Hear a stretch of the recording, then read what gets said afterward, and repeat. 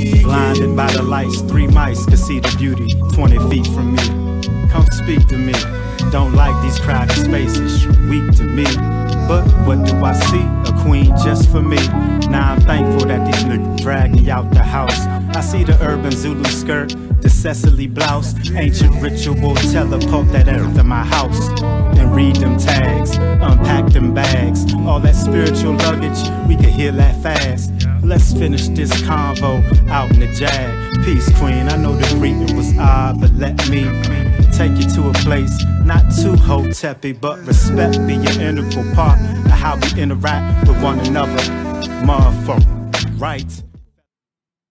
Peace, everybody. Welcome to In the Pocket, where we spotlight connections between the history of art, music, and culture in DC with some of the city's most interesting people who helped shape its legacy, one conversation at a time. I'm T. I'm Paige. And we're glad that you came. We're bringing this show to you live from the Honfleur Art Gallery on 1421. That's backwards. 1241 Good Hope Road, Southeast. Currently, we are showing the work of Stephanie Guerin. The show is called Breaking Ground. It'll be up between now and May 21st, 2021. So please make an appointment. You can go to the Honfleur Gallery page on Facebook or honfleur.com. That's HONFLEUR.com. You can schedule an appointment because it's really a very interesting installation show. But today, we're really pleased. I'm really grateful to have our guest. He's a playwright, musician, storyteller, filmmaker with deep roots in Anacostia. He's a curator and visionary who recently performed a reading from a project called Art of Unemployment right here in Honfleur Gallery. You may recognize him from his time at BET's Teen Summit, for which he received an NAACP Image Award. And he's worked with a roster of local and nationally and perhaps internationally known artists. And on top of that, what I also know is that he's a super dad. But I'm going to let him tell the rest of his story. And so it's with great pleasure that I introduce to you Jason. Thank you. In the building. Appreciate you, T. Episode. Yeah. This is the next episode of In the Pocket. This is episode 3. Are y'all 3 in? Three in? That's a good number. Yeah, well, you know, the conversations click together. Yeah. And the thing is that I find that gives me the most pleasure about it is having grown up in Anacostia and having grown up in DC, and like I get to celebrate my contemporaries, you know, and I've been watching you over the course of some years. Yeah, man. And every time I turn around, you guys be making moves. I'm like, making moves, man. I gotta keep up. These guys making moves. So yeah, I do. When you're saying years, because I saw you perform at the Hut. You know, and I'm like, okay, how long have y'all known each other? Because I'm like, you look like a youngin' to me. No, that's a deep misconception. But I've only known T recently. When I mean recently, since Anacostia Art Center on Honfleur, which is when you speak of like the history of this community, this is fairly new. Yeah. So, I guess like past 10 years, maybe? Yeah. But, our history individually, his history and roots in DC hip-hop and culture probably a little bit deeper than mine because he's older than I am. But, so when we speak of like, a long history, we just mean, because of the establishment through, the arch, and, the arch's establishment of Honfleur and the Anacostia Art Center.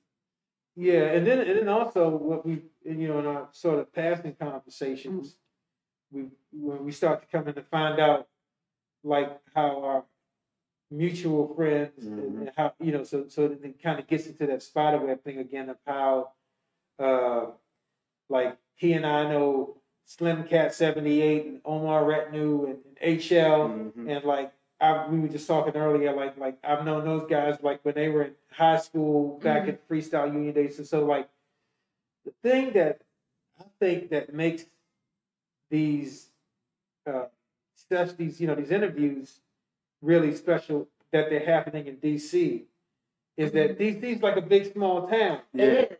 I mean, you know everybody. You do. I mean, because our last guest, Corey, who's this amazing graphic artist. Corey Stowers. Street artist. Yeah. Who I only knew through his artwork and, through a friend of a friend, got to meet him. And I was so excited. And I was like, I'm asking to be on the show. I'm the surprise T. He's like, oh, yeah, that's my boy. I'm like, okay. Everybody's T's. Everybody. So I'm like, okay, I'm just not going to try to surprise him because there's so many layers to him that, he just, it's like. Or you just stick around and don't die. Because in DC, in the artistic world in DC, there's 1 degree of separation. Yeah. So you don't know that person directly. You know the next person.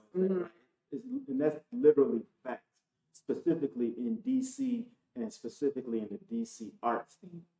How small and connected it is. So you're a DC native. And just tell us and tell the folks about what part of DC you're from. I'm definitely from Southeast, born and raised. I mean, that's the gist of it. But I grew up in an area. So I guess in my latter years, I would claim Cedar Gardens. Okay. Right. But as a child, I had friends around there, but that's not where I hung out. Okay. And so I didn't necessarily hang out in a particular neighborhood as a kid, because as a kid, you don't really know about the cliques in the hood, the general area that you're associated with. It's just you have particular friends. Right.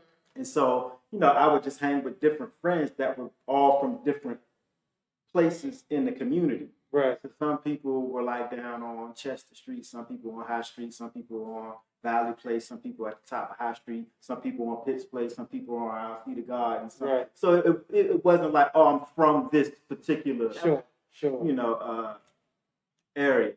So as a child, it was just I was just from Southeast. Right. Because we didn't have a clique or a neighborhood to claim. But as a late teens, I started hanging around Cedar Gardens more, developing stronger bonds with those guys. Because, to be honest, all of my childhood friends have been murdered or either got big prison time. All of the kids that I grew up as kids, were either gone in one way or another. For sure. And so, to simply answer the question where you're from, Southeast. But as a child, I didn't really grow up with a hood, nothing like that. But because my friends were from different areas. Yes. Where are you living at these days? I'm in the same spot. Same spot. It's interesting that you say that. You just, when you were talking about, your friends and stuff, I just kind of got a flashback of a couple of weeks ago. I was driving with my son. Now, I lived at the end of Martin Luther King Avenue, or Galveston, Wingate. I grew up in Wingate. Yeah. But we used to hang out at Bald Eagle Rec. Bald Eagle Recreation Center is at the end of Martin Luther King Avenue. And it's the weird little sliver. It is. That is considered Southwest. Okay. Yeah. South Capitol Street. On one side of the South Capitol Street that's going, I guess, north. That's Southeast. The other side of South Capitol Street that's heading towards Eastover Shopping Center is the Southwest side. It's the line. But anyway, we were driving. And sometimes I do this, and I just say, see who I can see. We do this, and you get to the end, you have to make a left. And then you end up going down the street called Joliet Street. And, my good friend, Khalid, he's a photographer for, the Informer and stuff like that. Now, growing up, we knew him as Philop, but he's a fantastic, he does photographs for the mayor and stuff like that. And one time, so we were just hanging out one day, and just kind of talking about, how some people survived. Some people joined the service and then just said, I'm not coming back to DC. Mm-hmm. Some people got a big jail number. Mm-hmm. Some people died, you know, and I just find that like sad and fascinating. Yeah. At the same time, like you know, this sort of narrative that can happen sometimes. Yeah, and I'm curious, like, what keeps you in DC? I mean, because like I grew up all over, so this is the longest I've ever lived in one spot in my entire life. So people who have stayed in one spot, it fascinates me. You know, so what keeps you here, and you know didn't pack up and say I'm out and go somewhere else? It's well, that's an interesting question because I have moved away before, and you know I've been led back. So let me try to stick to the question: what keeps me here? I guess, but the root of it is that I feel that Washington D.C. is the most powerful city on the planet, and I feel that the world needs a template as to what direction to go in as far as organizing and mobilizing communities. Because I lived in LA for a couple of years when I was working for BET. And I didn't have to come back. I was doing fairly well in LA, making decent money. I was a television producer, you know, had my own spot, car, doing pretty good.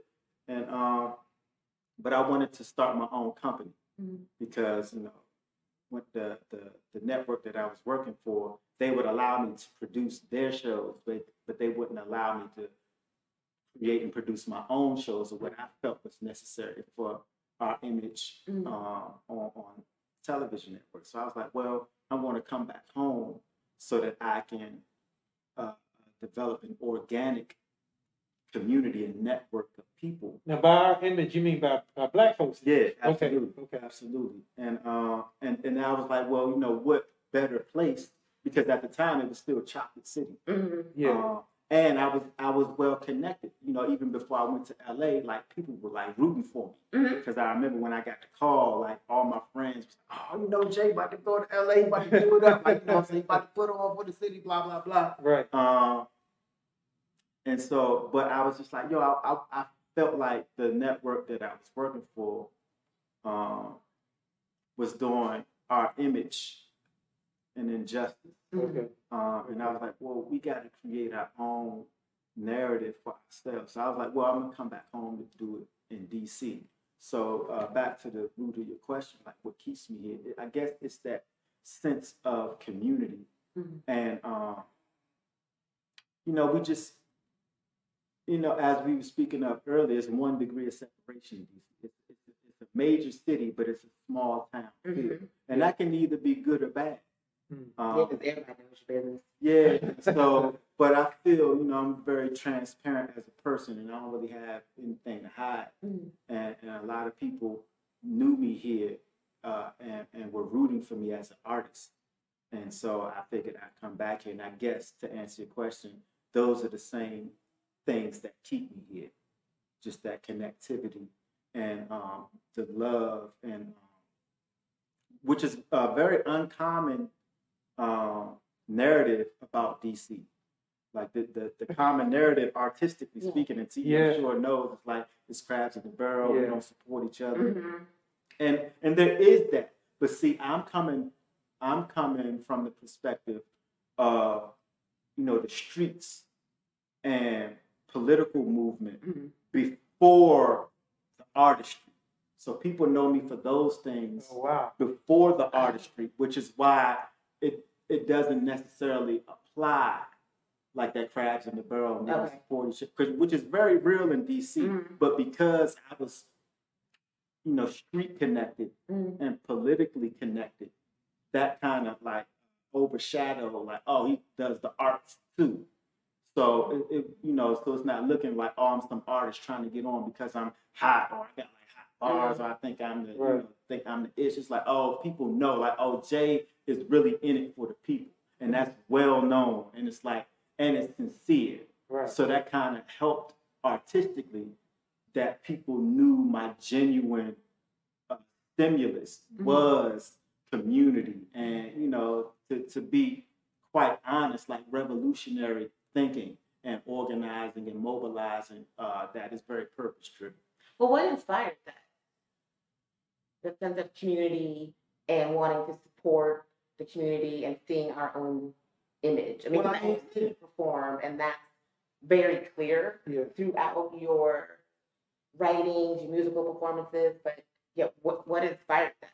Well, growing up in the community that I grew up in and seeing the contradictions of our communities, you know, seeing the poverty, seeing the murder, seeing the crime, seeing the narratives that have been perpetuated through media about us, and knowing for a fact that these things can be changed. The same way that they were converted to this. You know, I feel that a lot of the conditions in our community were constructed, you know, through media, through indoctrination, through food, through, you know, imagery. And so I feel like we don't, you know, all of our greatest change agents, once they get in a certain predicament, leave our community. So like once somebody gets their doctorate, the MBA, they move out. Yeah. And so we're left with the remnants, because they come from us. We are the greatest people that exist, you know, on the planet. But it's like once we collectively we get a certain status or level of I guess wealth, we remove that wealth and the person themselves out of the community. So I feel that you know, if we pour into what we have in our community, we can change it. As opposed to, like, you know, going back to one of the initial questions where, like, what keeps you here? That also is the reason I stay in the community.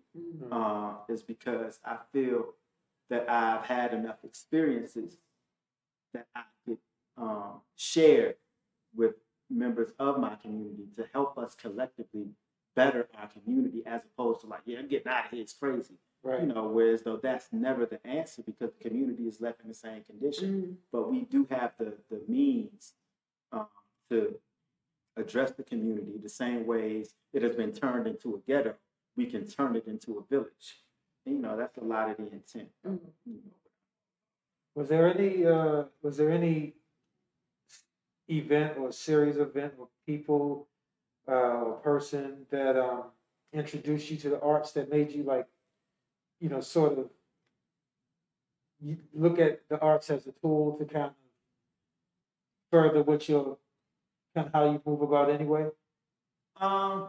Well, even before I became politicized, as a child, I was always amazed at how influential the television was on me.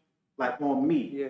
I was just like, yo, because I remember, because, you know, I moved to live with my father in like 6th grade. And I can remember, and he lived in Jersey.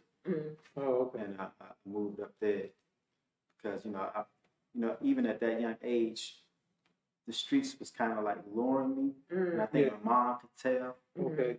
And, you know, even that young, like, you know, I was like getting money, and yeah, I guess my mother could kind of be like, you know, you know what I'm saying? But I remember even in like 6th, 7th grade, I would like run home to watch television. Yeah, like, because I think at the time the after school series at that time was like, I think it was like Transformers, G.I. Joe, right? And like, you know, that remember that little program? Yeah. And I could remember, like, I'm never gonna tell you what my block was. Yeah, yours probably a little older than mine. But I'm supposed to my age by telling my little after school block, but just being real. But like, I just always remember, even at that age, I'm like, yo, this box that sits in our living room has some type of effect on my human body. Yeah. Like, I could be in school and it's like, I could remember, like, yo, it's like a magnet. Like, I want to leave this space and get to this space so I can see this thing. Yeah. And I was always intrigued by that. Like, yo, how can I do what this box does to me? Right.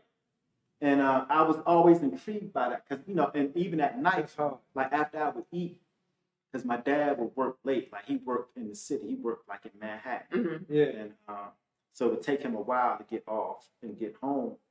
And I remember it was another show that used to come on. And it was the same thing. I would just stop what I'm doing and then just like draw, like whether I'm upstairs or downstairs, I would just be like a magnet. Right. And it was the show Family Ties.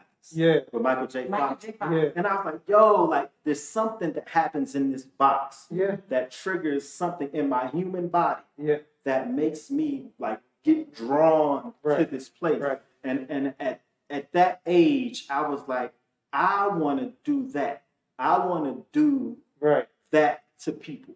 Mm-hmm. And so that's what made me start to study like the art of like Hollywood and television production, because I wanted to be able to draw people from wherever they at to come see what I have. That's amazing. That's amazing. You get to realize that, but then to want to look at the art of production and not like, oh, I want to be an actor. Like, I didn't want to act. I didn't want to be a star. Right. I was just like, yo, how is this drawing me? Like I could be doing anything that I was doing. I could be playing with my friends, be on the football field, and I'm like, yo, what time is it? Like, and you know, so I was like, I want to be able to do whatever it is that does to me. I want to be the creator of that magnet. Right. And so that was the initial interest in, but I didn't even consider it art or the arts. Okay. I was just like, yo, I want to be able to draw people to me by something that I create like that. And, but since that age, I wanted to be a filmmaker, like since 6th or 7th grade. Yeah. But I didn't, you know, I had no desire to be like what I am now, like a performing artist or actor. Any, like, I just wanted to be able to create something that drew people to my box. Right. So then, how did you get started on that journey? Like, did you start journaling, or did that? Nah, I mean, well. What's the question? I want to be specific to your question. No, how did you then get started in your journey of, you know, producing content or telling stories? Well, I always had the interest, and I guess because from that age, I was like, yo, I want to be a filmmaker. Mm-hmm. So, you know, when I graduated high school, I went to college. Mm-hmm. And I went to college for television and film production because that was always, you know, so that's what my degree is in. So, how did your parents say this? Were they like, that is not? Well, the thing is, I graduated from high school a bit early. I was 17, and I told my mom, like, yo, I don't want to go to. I knew at that age I wasn't ready to go to college. I was just tired of school. I barely made it through school. I only like graduated high school because I was an athlete, and a lot of my teachers were like coaches, and because I don't really even remember retaining any information in high school, other than like, you know, the English class. I was real, and that wasn't because of school. That was because of my mother. My mother was real big on reading, writing, spelling, you know, speech, pronunciation. So my mom basically taught me those things. So when I did get in a school environment, I was able to excel at those things naturally, because I never studied for tests. I never did, you know, much of any schoolwork. So it's like the only good grades I got in school were those like English and lit type of classes. But that's because of my mom. It wasn't because of school. And so once I graduated, I was like, yo, I don't want to go to. But my mother, you know, we were at odds at that age. I was, you know, I was, you know, heavy in the streets at that time. And I was, you know, basically getting on her nerves. And so she's like, you know, you got to get out my house. And kindred spirits, you know, and I got accepted to college already. And so I was like, well, I don't want to like go out on the streets. So I was like, let me go to this college. Not that I wanted to, but she was like, you got to get out. Yeah. And so as opposed to like me trying to like make it on the streets, I was like, I had already got accepted to college. So I was like, I'm going to go to college. Instead, I got a room. You know? I get the little meal plan. And, you know, I'm like, I'm going to go to college. But, you know, that's really the only reason I went. And but I remember even me going to college at 17, they had GoGo back. and mind you, this is like juniors and seniors who already had clicked Right. up, and I was a hit at college, and I had gotten very popular, and I established a good rapport with a lot of people, and they invited me to be their one. Okay. The talking, and and they had their first concert, and it was packed. And mind you, this is my first time ever being a one in a go-go band. Yeah. Like, I've been affiliated with go-go bands, but like little small bands, Right. like playing the keyboard or something Right, like right. that. But to be the lead mic in a go-go band at a Oh, yeah. university at like the opening, Yeah. the opening Yeah. week, they got all these parties, and for it to be like jam-packed, like it was such an that's everything. adrenaline rush. I Right. was like, That's and people was like feeling me. Yeah. And mind you, I'm 17 Yeah. with a whole band full of like juniors and seniors Yeah. at the college who have had this band since they've been there. And so I think that had a lot to do with my, I guess, love of interacting with the audience in real time. Because it was just like, it was my first time ever being a one. And these seniors was like, yeah, Jay, go ahead. Right. Because I guess they saw that I had like a rapport with the campus already. Okay. And so, because, when you get to college, they hate on freshmen. They Yeah. like, "Oh, freshmen, blah, blah, blah, this. But they was like, nah, Jay, go ahead. Right. And I was like, oh. And then I rocked it. We killed it. Right. And that, the rest. the I've been rocking stages ever man, since. That stuff is addictive. So I want to That ask stuff is you addictive. about GoGo because I checked out your IG because I was Okay. doing research. Okay. And in one of your posts, you said, I've been immersed in go-go culture since I was about 8. Mhm. I know almost everything about the culture, the music, and everything in between. I was even at the greatest go-go event in history, GoGo Live in 1987 at the Capitol Center. This is the very first time I've ever heard the word freedom at a go-go. I almost shed a thug tear. The paradigm is shifting. Okay. So first of all, Yeah. you're 8 years old at a go-go show? Am I reading this No. correctly? I fell in love with go-go. Okay. Because I was like, You remember WOL? Oh yeah. So they used to play go-go on the radio. Mm-hmm. And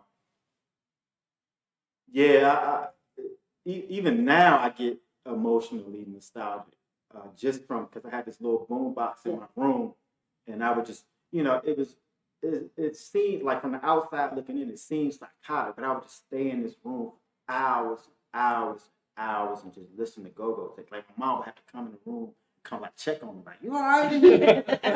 Like from day to night. Yeah, sure. I wouldn't do nothing else but listen to these rhythms and these pockets. And it was like, oh my goodness. But so when I was about 8 years old when I got into that type of zone with go-go. And it was one song in particular that I had on repeat all of the time.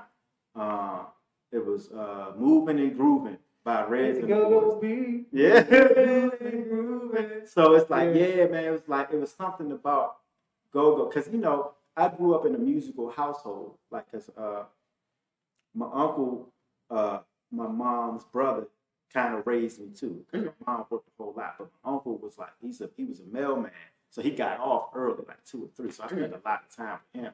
And he was real big on, like, he's a real music dude. Like, I even named my publishing company after the name he called, because he's my introduction into like music. So like Parliament and Mississippi Side, just different music. He used to take me to like concerts as a child. Right. But even my mom was real big on music. She's not an artist herself, but my whole childhood is full of Luther Vandross and Phyllis Hyman and Steve-O Bryson, and like it's just That's such a ingrained. gift, man. Yeah. That your mother give you. I mean, my mother's the same way. She just kept music. She's not a musician. Right, but it's music all the time. Man. Same. Yeah, she would just dance in the house all the time, like Pointer Sisters. Yeah. And, so all of these things. So I've been really engulfed in music, period. But it was something about go-go that was like, oh, this ain't for her. This ain't for my uncle. This for me. Right. It's like, this is my music. This is for me. Right. And so So that was around the age that happened.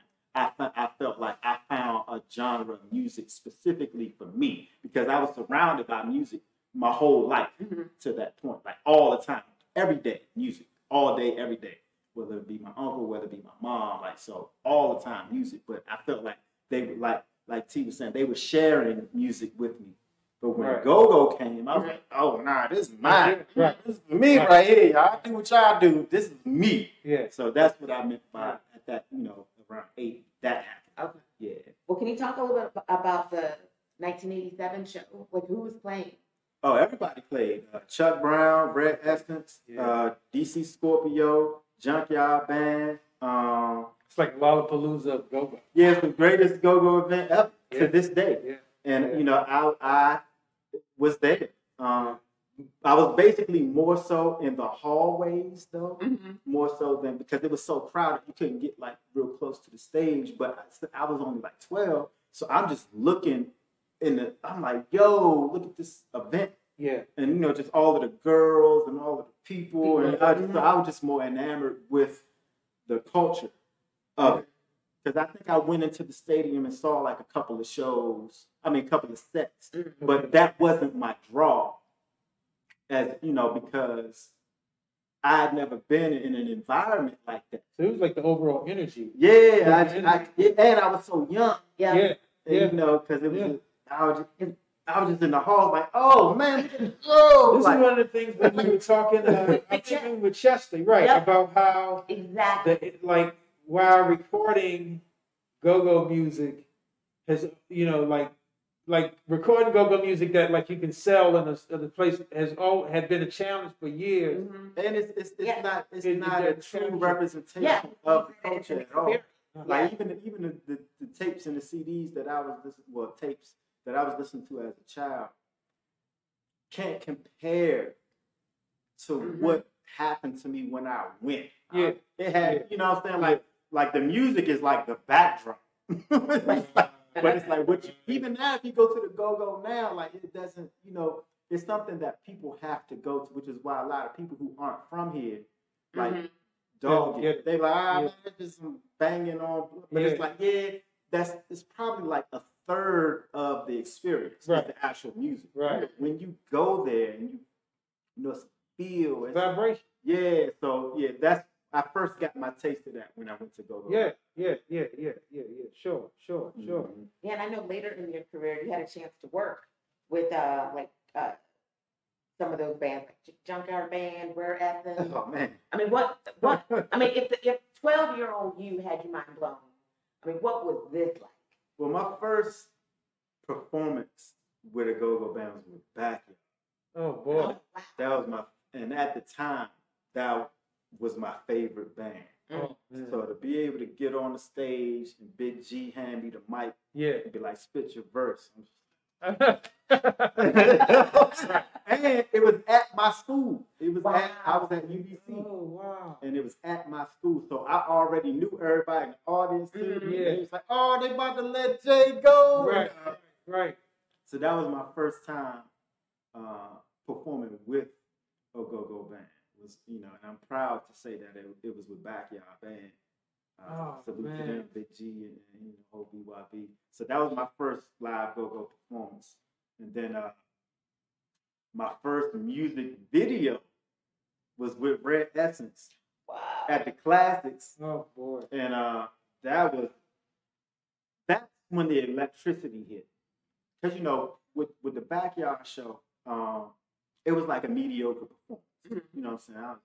I just went up there, spit bars. It was like, and then I listened to the tape back now, and I'm just like, it's like, right. But the Red Essence joint at the Classics, I felt the spirit. I felt it was surreal.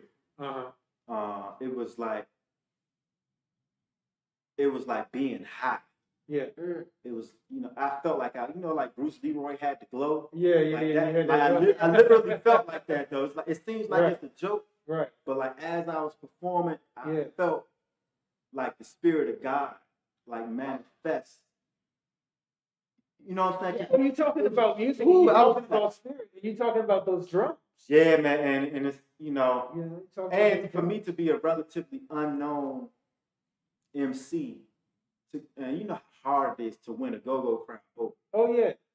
And so to see the crowd like rocking to me. Yeah, yeah. You know, mind you, this Red Essence stuff, so they're probably gonna rock. Right. Yeah. Anyway. But still, this but they still will dog somebody up there. Yeah. You know what I'm saying? Right. But and so that was the night I was like, oh, I'm in it. Yeah. I'm in it to win. Like that's when I was like, oh, I can do this on a grand scale. For sure. For sure. Because like Red Essence is probably, you know, arguably the biggest band in GoGo. Yeah. And for me to be able to not only perform there, but shoot my music video. Oh wow. And rock the crowd. Yeah. Yeah. It's huge. Yeah, yeah. So so first was Backyard, second was Red Essence. Then my third band I performed with was Northeast Groovers. And that was pranking too, but I don't have no footage or video or audio. I was rocking that night. Where was that? Was that? You remember they used to perform out in Maryland, a spot called Dinosaurs? Vaguely. Yeah, Vaguely. So this was like 03. Okay. So they was performing at the spot called Dinosaurs, and I rocked with them. And I remember they was hitting because 50 Cent was big at the time, 03, obviously. And they was hitting. He did a joint with Lil Kim. Oh. Magic Stick. I think he did a joint called Magic Stick. Okay. 03, 04, and they had a sister on the mic with them. So she and I were like back and forth versus like male, female, and that was dope too. So shout out to Groovers. Well, by that time, 2003, a lot of go-go spots in DC were beginning to not be. And everything was Maryland. Everything was in Maryland. Yeah. That's why I was like, it was all Maryland. It's called Dallas. Yeah. I don't even remember because you know, right, somewhere deep in Maryland. But, right. Yeah. So and Junkyard. So those, you know, I know people are going to argue this, but they're like 4 major bands in DC. Everything else is like a stub cat.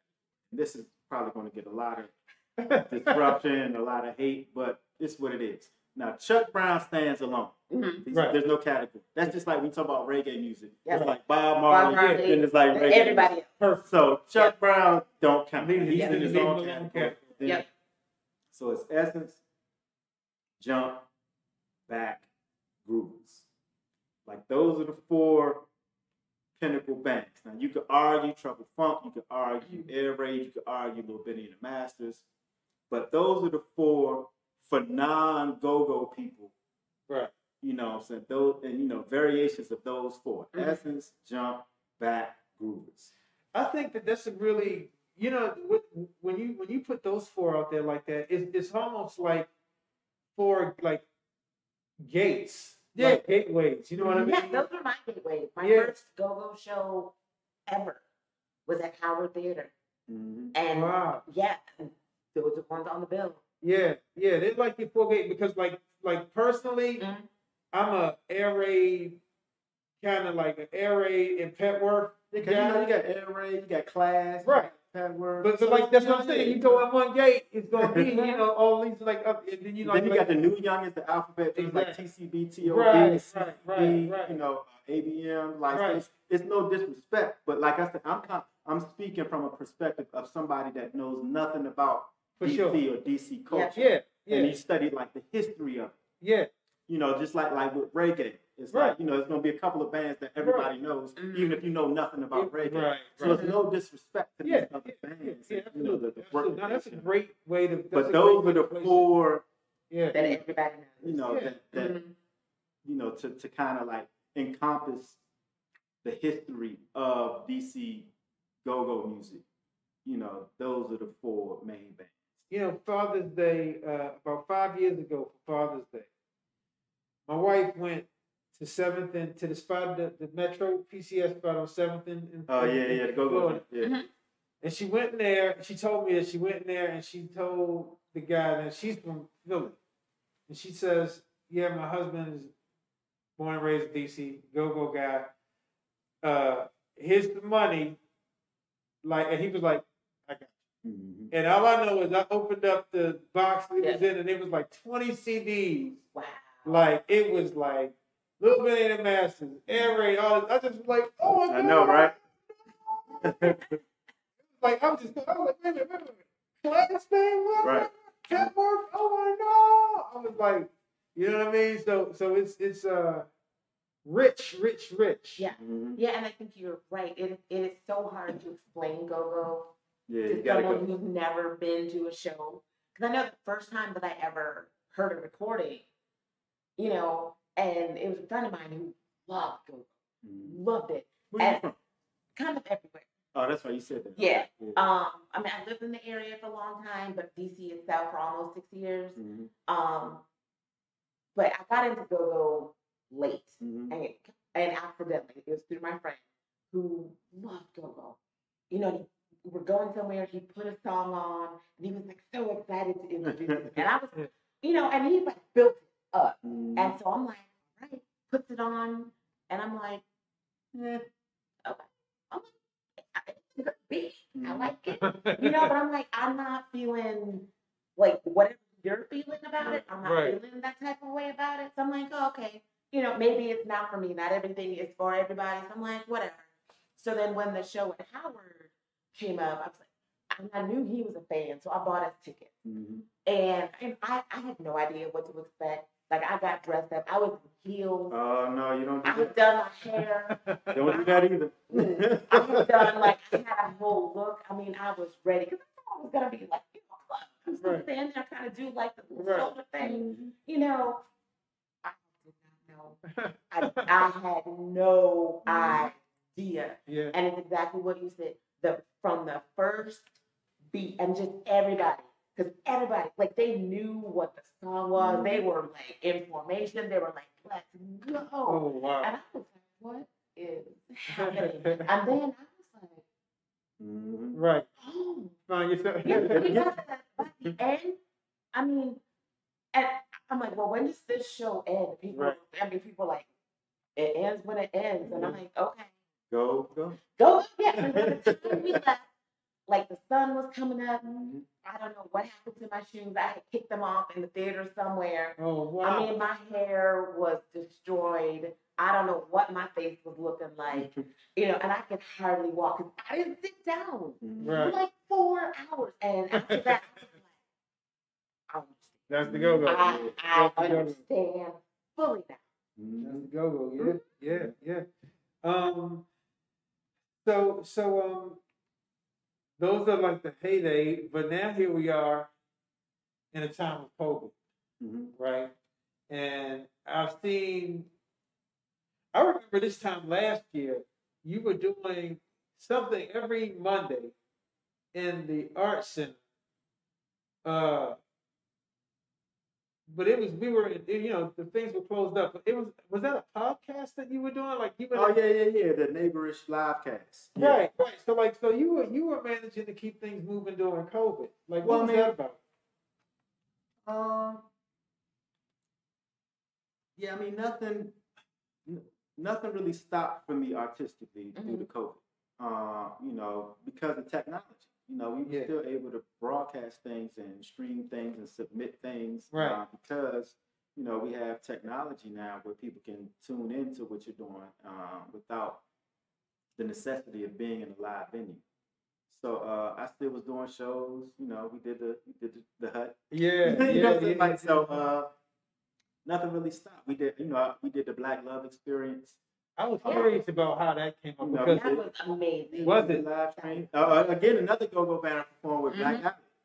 You know, oh, man. Yeah. I mean, they add the alternative elements. So they add rock. Yeah. Okay. And what is it?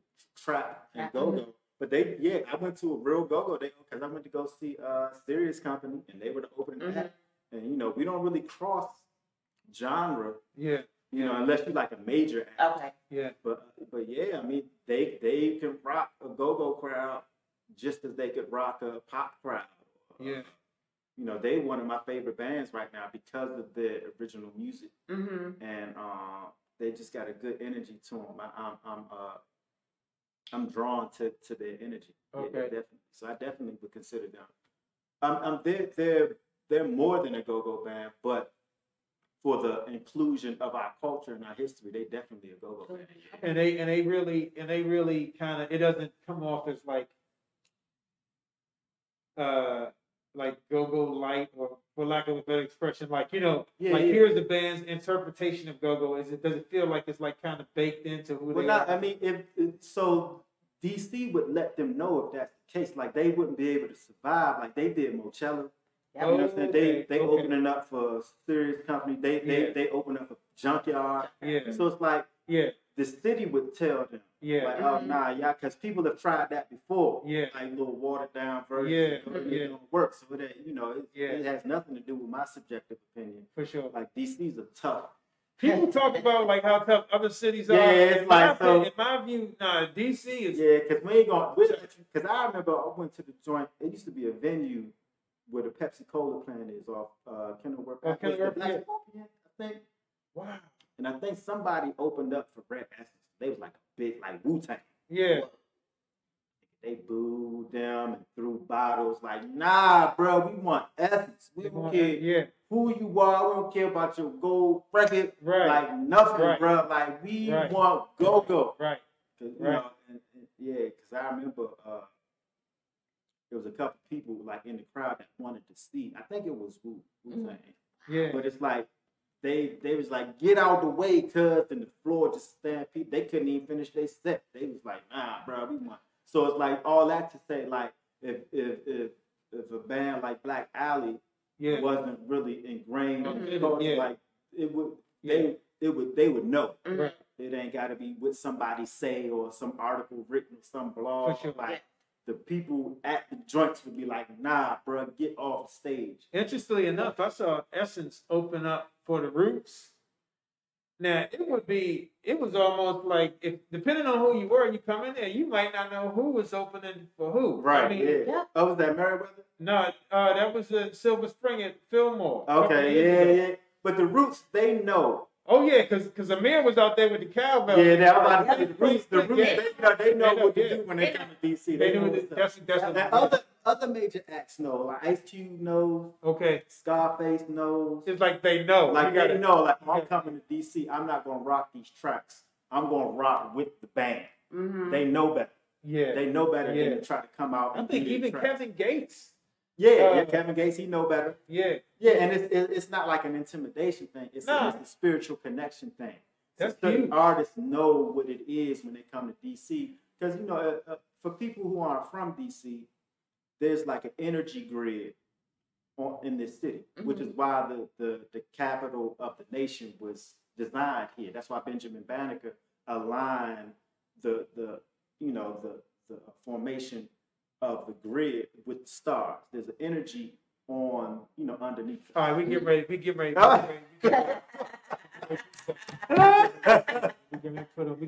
something. Yeah, so it's like, there's a certain energy here, that, because you can feel it. Like if you sleep in a car, somebody leaves out the city and you go into like Virginia, Maryland, you can kind of feel it. Yeah. Like the trees are different, like it's something you can kind of sense. Like, oh, we're not in the city no more. Yeah. And I don't know what it is that you can tell, but that's happened to me before. Like I've been like in the city, kind of like not all the way sleep with those and all. Yeah. But then you pass the line. Right. And it's like you can just look out. Like, oh, I know I'm not in DC. And there's the energy here that why it was specifically designed on this plot of land. Wow. So that Benjamin Banneker knew what he was doing. And, he was an astrologist and a genius and a scientist, which is why they called him in. Right. When the font couldn't really get things together. It's like, we know who can get it together. That's why he was the dude that did all the almanacs, could tell you to plant your crops and when it's going to. So that's why they got him. He was like, nah, put it here, put these streets here, put this here. It's an energy here, man. And all of that to say that that's tied in with the music. Sure. Why you only get this music on this plot of land. Sure. You can't get it anywhere else. Sure. You can get anywhere in the world. Right. Like, there are other places that have go-go bands like North Carolina and Atlanta, but it's because of those people that came from here down there. But so DC recently made go-go its official, But we didn't need that. But it's cute. But that's really my question. I mean, because given the history of, shutting down clubs and not letting bands play, and it felt some kind of way for them to be like, oh, we now want to claim the thing that we, you know, kind of kicked out of the city for so long. But I mean, obviously, you feel some type of way about that too. Well, I don't put a lot of emotion or anything into those. I think Brother Malcolm said something about the acts of. I don't want to misquote my brother, but go-go music has always been the music of DC. Like, I don't care what the plaque says or who acknowledged it. Or, you know what I'm saying? Like, it doesn't. It meant nothing to me personally. But a couple of my homeboys that I'm cool with were part of the ceremony and recognized as ambassadors of the music, and so I'm happy for them personally. And but for me, being like an original indigenous man of this land, even before it was labeled Washington D.C., from the Anacostia tribe of ancient times. Say that. These recognitions by the state and institutions that have a history of mistreatment and abuse, I don't hold them dear to my heart, but I do recognize the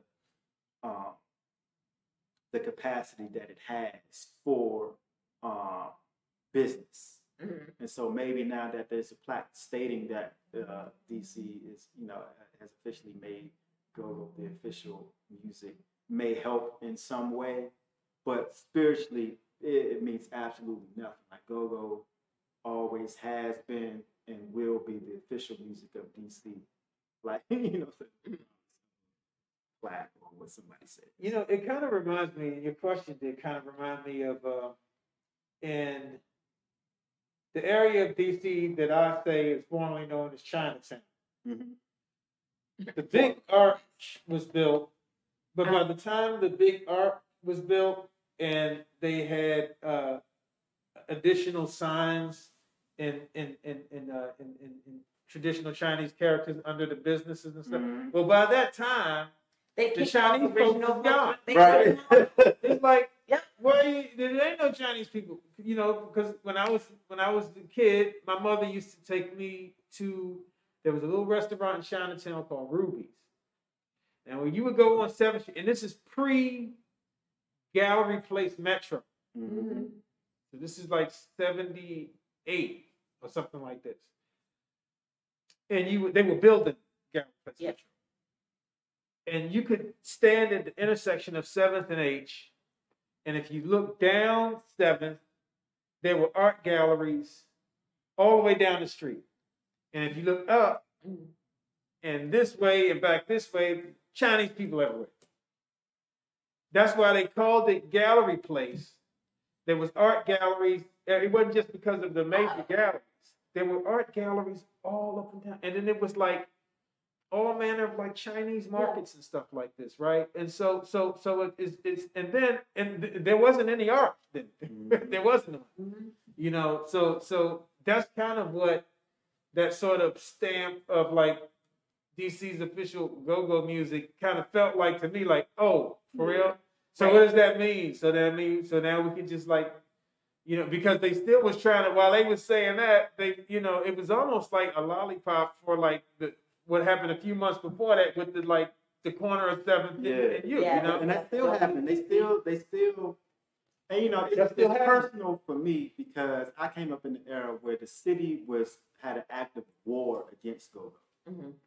Which I don't understand. I'm like, it's music. No, it's not music. It's culture. They and, try to, and it's a tribal culture that can trigger ancestral spirit. And you talking about the drums? Yeah. Okay. And that's why there was a war waged in GoGo.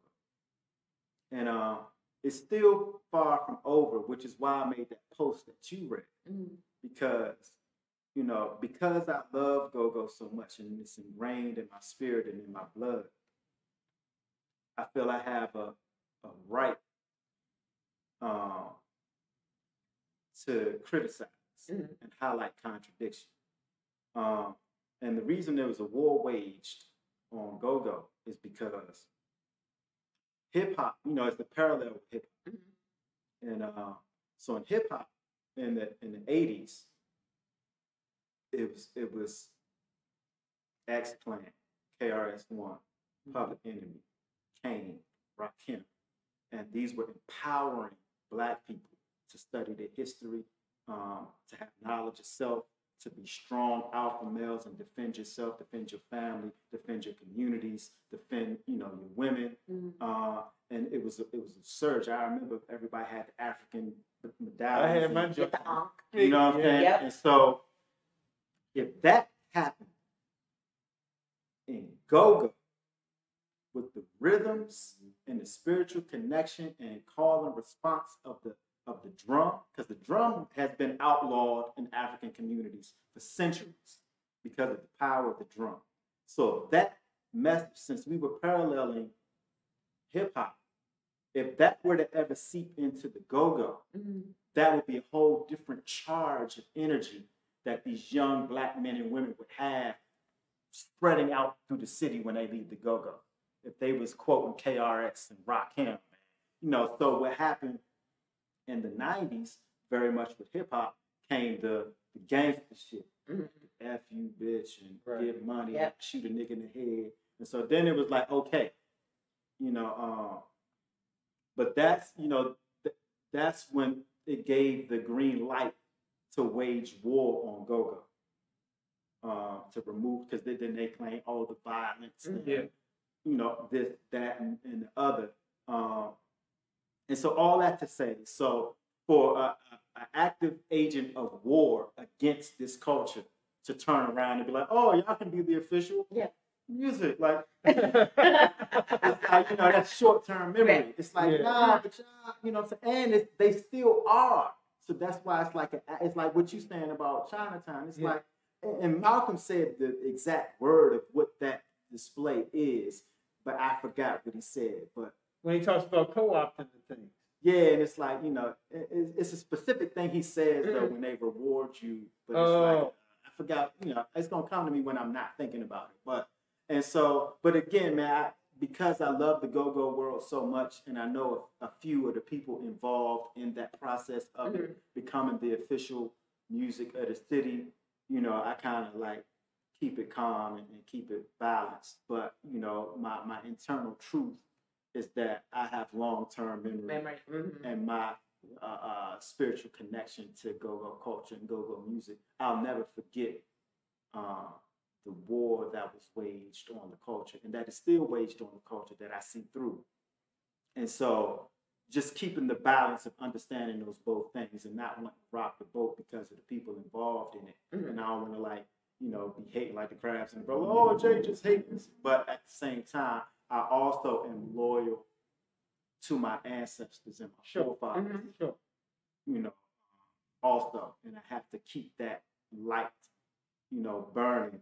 Like, don't let them forget what they're doing and what we're up against. So, you're talking about lineage. Yeah, indeed. Lineage. So I gotta be, I'm loyal to, you know, a couple of different allegiances, per se. If Mr. Gautier is listening, definitely want to again give my love and respect to his wife who recently passed, Sharon Hughes Gautier. After she passed, which I believe was in January, he started a residency program.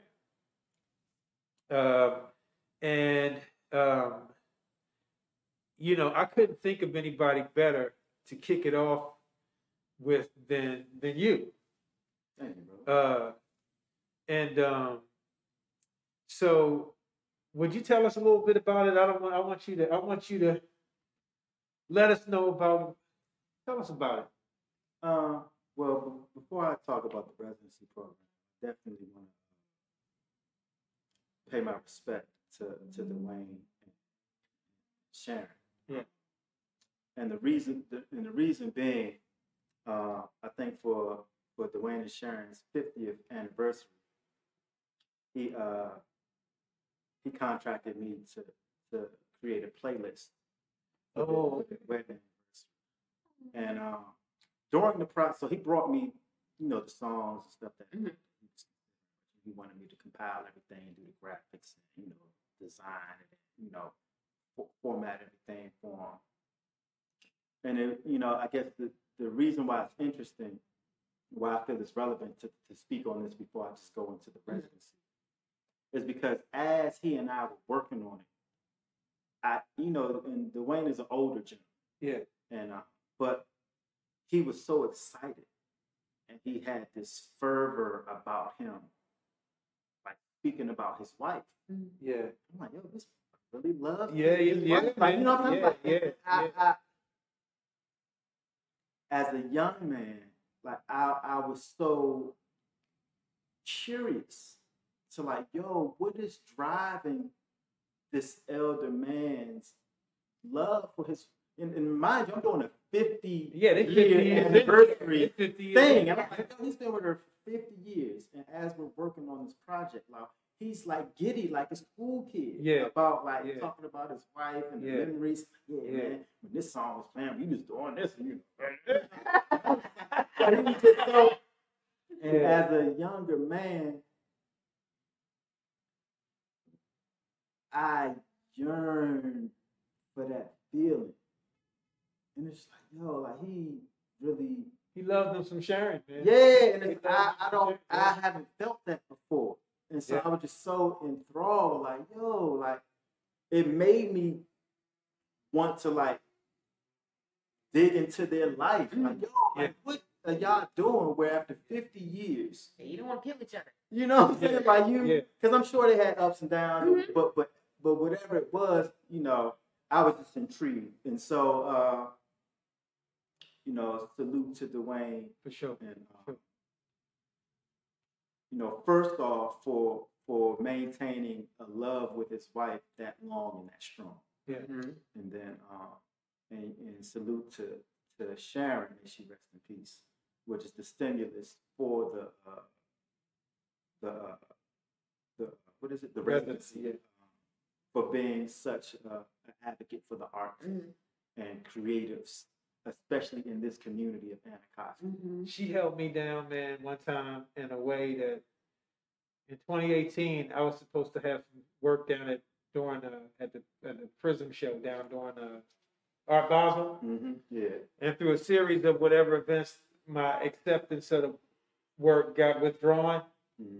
And I had Christmas dinner with Dwayne and Sharon, and Dwayne was like, "Did you hear about what Sharon said?" And I was like, "No." And he was like, "You know, she was down in Florida just giving people the business about how is y'all faking on my man T like that?"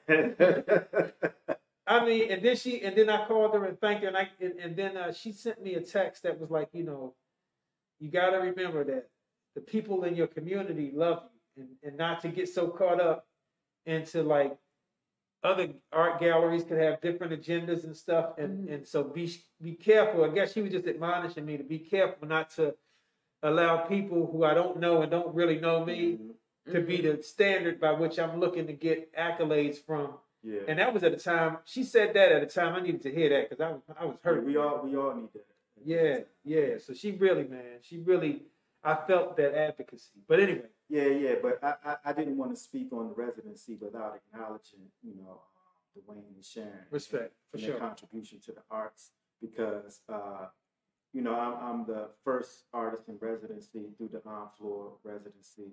And, you know, it speaks volumes, man, because I've been trying to do this film for years. And I've gone to my community, I've gone to people that I know that are millionaires, that have the resources that have, but, you know, no one really took the chance to believe in me. And so it's very meaningful. Wow. You know, that I got this, the residency, and it's to complete a film. And the film is dealing with this community. And I think that's also something Sharon embodied. Well, Sharon and Dwayne. Yeah. Is the stories and the art that comes from this community in particular. Yeah. And the film is definitely dealing with issues that this particular community faces in regards to gentrification, in regards to addiction, Yeah. in regards to police corruption, many things that affect this particular community in a way. So I think it is only right. I think it's alignment that the residency program that will fund this particular film comes from this particular gallery, from these particular people. Indeed. You're speaking on Life on the Rocks. Correct. That's Life your on the Rocks is the title of the film. Okay. So you said, so your residency is to help you finish that work. Yes. What exactly does it mean to be an artist in residence? I hear that term and I nod. I'm like, that sounds good. What exactly does that mean? Well, I've had a couple of residencies, but I guess speaking to this one specific, since we're in the Honfleur Gallery, it's the Honfleur residency. Yeah. So it funds the production of the film. Well, it partly funds it, but it's a significant amount of funding for the film. And then I guess the residency is like there's a monthly stipend. Okay. So you get a stipend for every month for a year. And then, I just have to acknowledge Honfleur's commitment to, finishing the film. And that's really it. It's not really, difficult. But according to this particular residency, my only requirements is that I acknowledge Honfleur. I get a monthly stipend for a year, and that I complete the work. Yeah, I mean, and I think it's amazing that they started this program. Because I know when the gallery, first opened, the community was not quite that receptive to it. Yeah, it's a deep history. Sure. Because as a member of this community, my whole life, there have been rumblings, the whole time about Arch and Dwayne, because he's a white man, and in the Black community, just to keep it 100. And so people who don't know, they just see what they see. They see someone who owns all these properties, that has all these establishments in this community, and that's really it. They don't know anything else. And then based off the history of how that has gone throughout the world, Yeah, not great. So it's a fair assessment. But I feel Dwayne is truly committed to this community, because even before the art stuff, he had like the training program that a lot of my students were in, and helped them, get on the path to getting certification in certain trades and things. So, he has a track record of pouring into the community, but rightfully so, where I have to take the position of a lifelong resident. When you see a white man in your community that owns a whole bunch of property, that causes for, some concern. So even when the gallery opened and all these establishments opened, like the community felt a way about that, because the community has the wherewithal to establish these institutions ourselves, but we don't have the resources that allow that. And so the community feels slighted, because we can provide, we don't have to outsource anything, in our communities, but that happens to always be the case because we lack the resources. Just to your point in saying that the community, was feeling the way about when the gallery opened, that was a real live thing, and not just like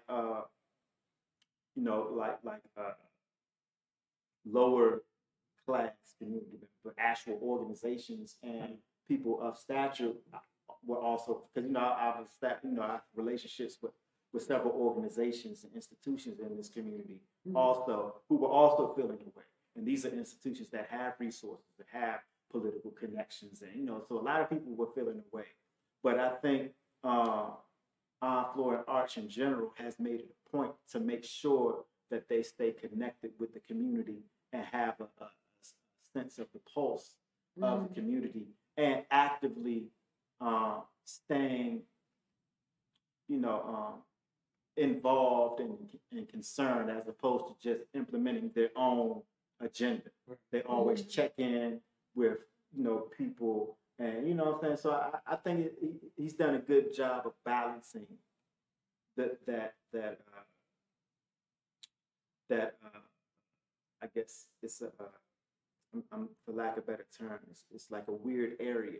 Yeah. Yeah, it's definitely a balancing act, because he could have easily thrown in the towel and said, okay, you don't want me here, I'm out. No, I don't think it's that easy, but again, I think he's done a good job of balancing the two energies well, and yeah. So, but I couldn't speak on it without being 100 and actually give the perspective of like how the community genuinely feel it, because like I have to be in this community forever, right? And so I'm always loyal to my community first, before any institution or anyone else.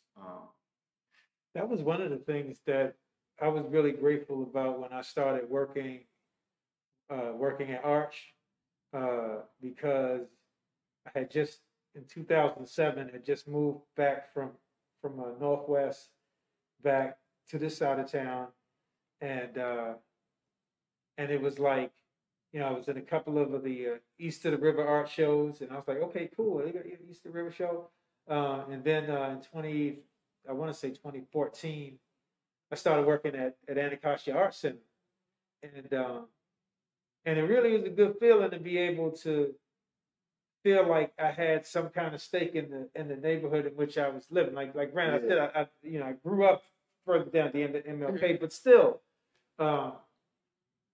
there was no place like this when I was a kid, Right. So to be here, I kind of feel like, aside from just like whatever the daily tasks are, whatever, that I have some work to do. Like, I feel the same. I have there's an educational component, whether I want it or not.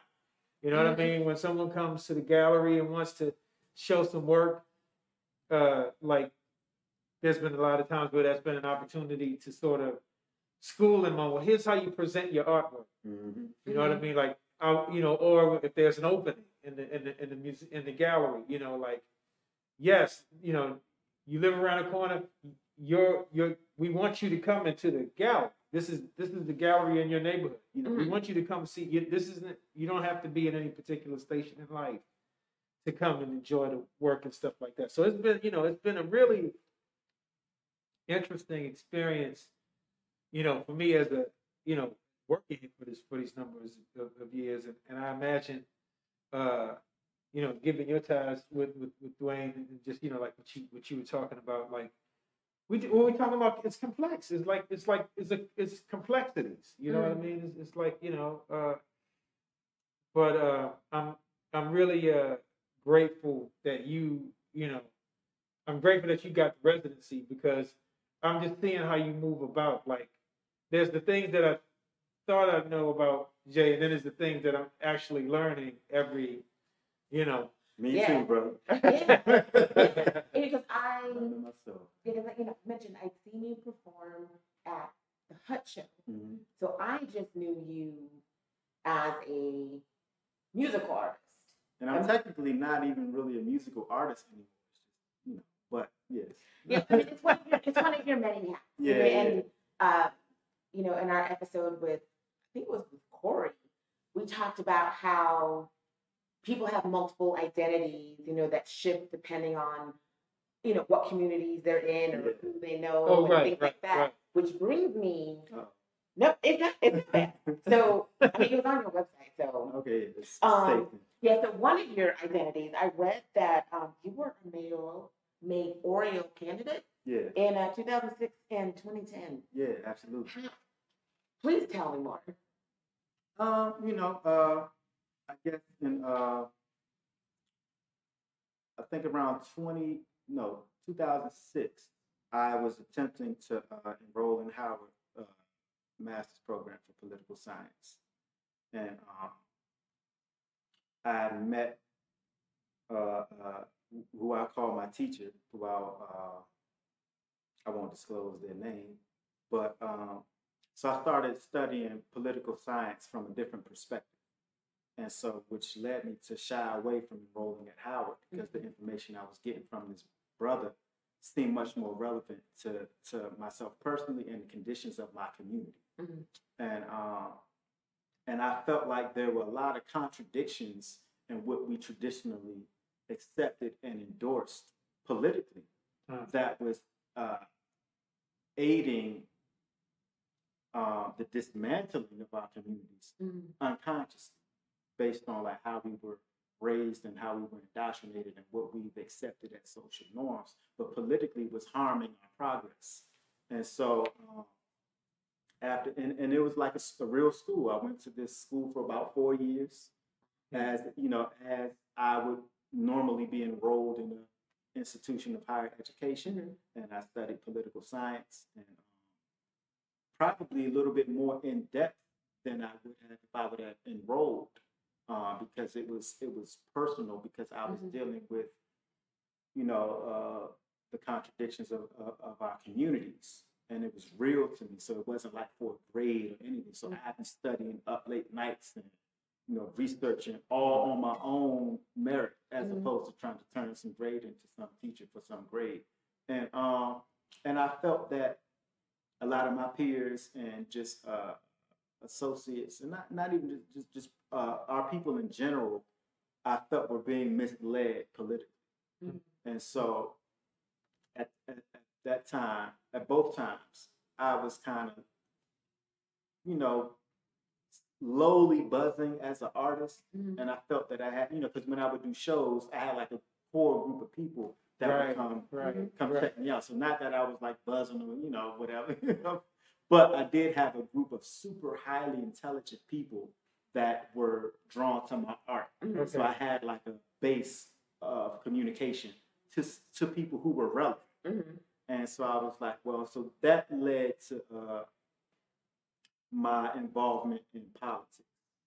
And because I felt, and I still feel this way today, that art and music in particular is much more powerful than politics. It has a much greater impact on the human psyche, and has a much greater impact on how people operate and, you know, act. Not just talk, but how people act, I think, is more influenced by that little box that draws you to. You know, that more so than what some politician can tell you. And I felt like, oh, if I could communicate on a platform that is different than one that I'm accustomed to, it would help get the information of our, you know, of the contradictions that I'm trying to highlight on a different platform. So that's kind of how it led to. Wow. You know, so do you think you'll get back into politics in that way? No, like no. Or anything? No. Well, it's you know, from studying it so in depth and like really getting to the root and the core of it. So not from you know, not learning from TV or following, but actually, you know, like I say, like not enrolling in a traditional institution of education setting, because I was learning like the real underlying operations of how politics works, and like, you know, so learning the real true inner workings of politics from inside, not from like an outside. I understand that it's a game and it has no merit. It's really just about control and manipulation. And so what I attempt to do through everything that I do, whether it's art, politics, or whatever, is to actually make tangible change. And that can't be done through politics. That can be done through art. And is politics something that you've been exploring in? I know you did a recent reading here and you're working on a film. Is that a topic that you addressed in those, or not so much? Not as much. In my music I address it a lot. But well, I guess, you know, everything's political.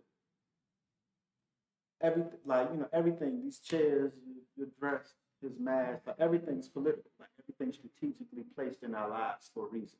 And you know, there are various definitions of politics. And I think one of the definitions is like politics is just war without bloodshed. Wow. And then another definition is like the art of being polite.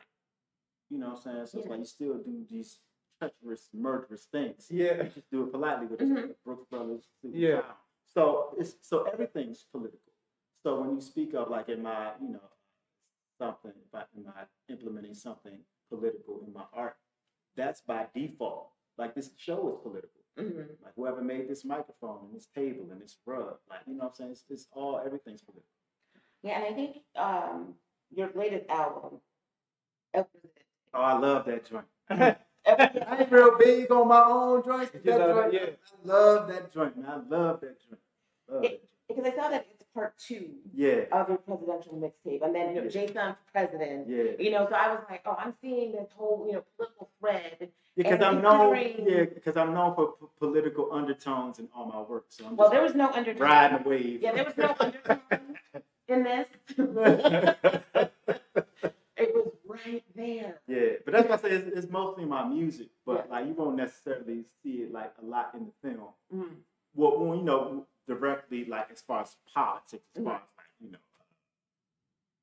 like outward politics and dealing with like mayors and people in those types of positions. But like I said, everything's political on a subconscious level, but the music and a lot of that is because people know me for the mayoral stuff. So I was like, let me capitalize on this wave. And a lot of those songs were stemmed from that time of my studying and my line of thinking at the time of, being, presenting myself to the public in this city that I'm born and raised in as a politician.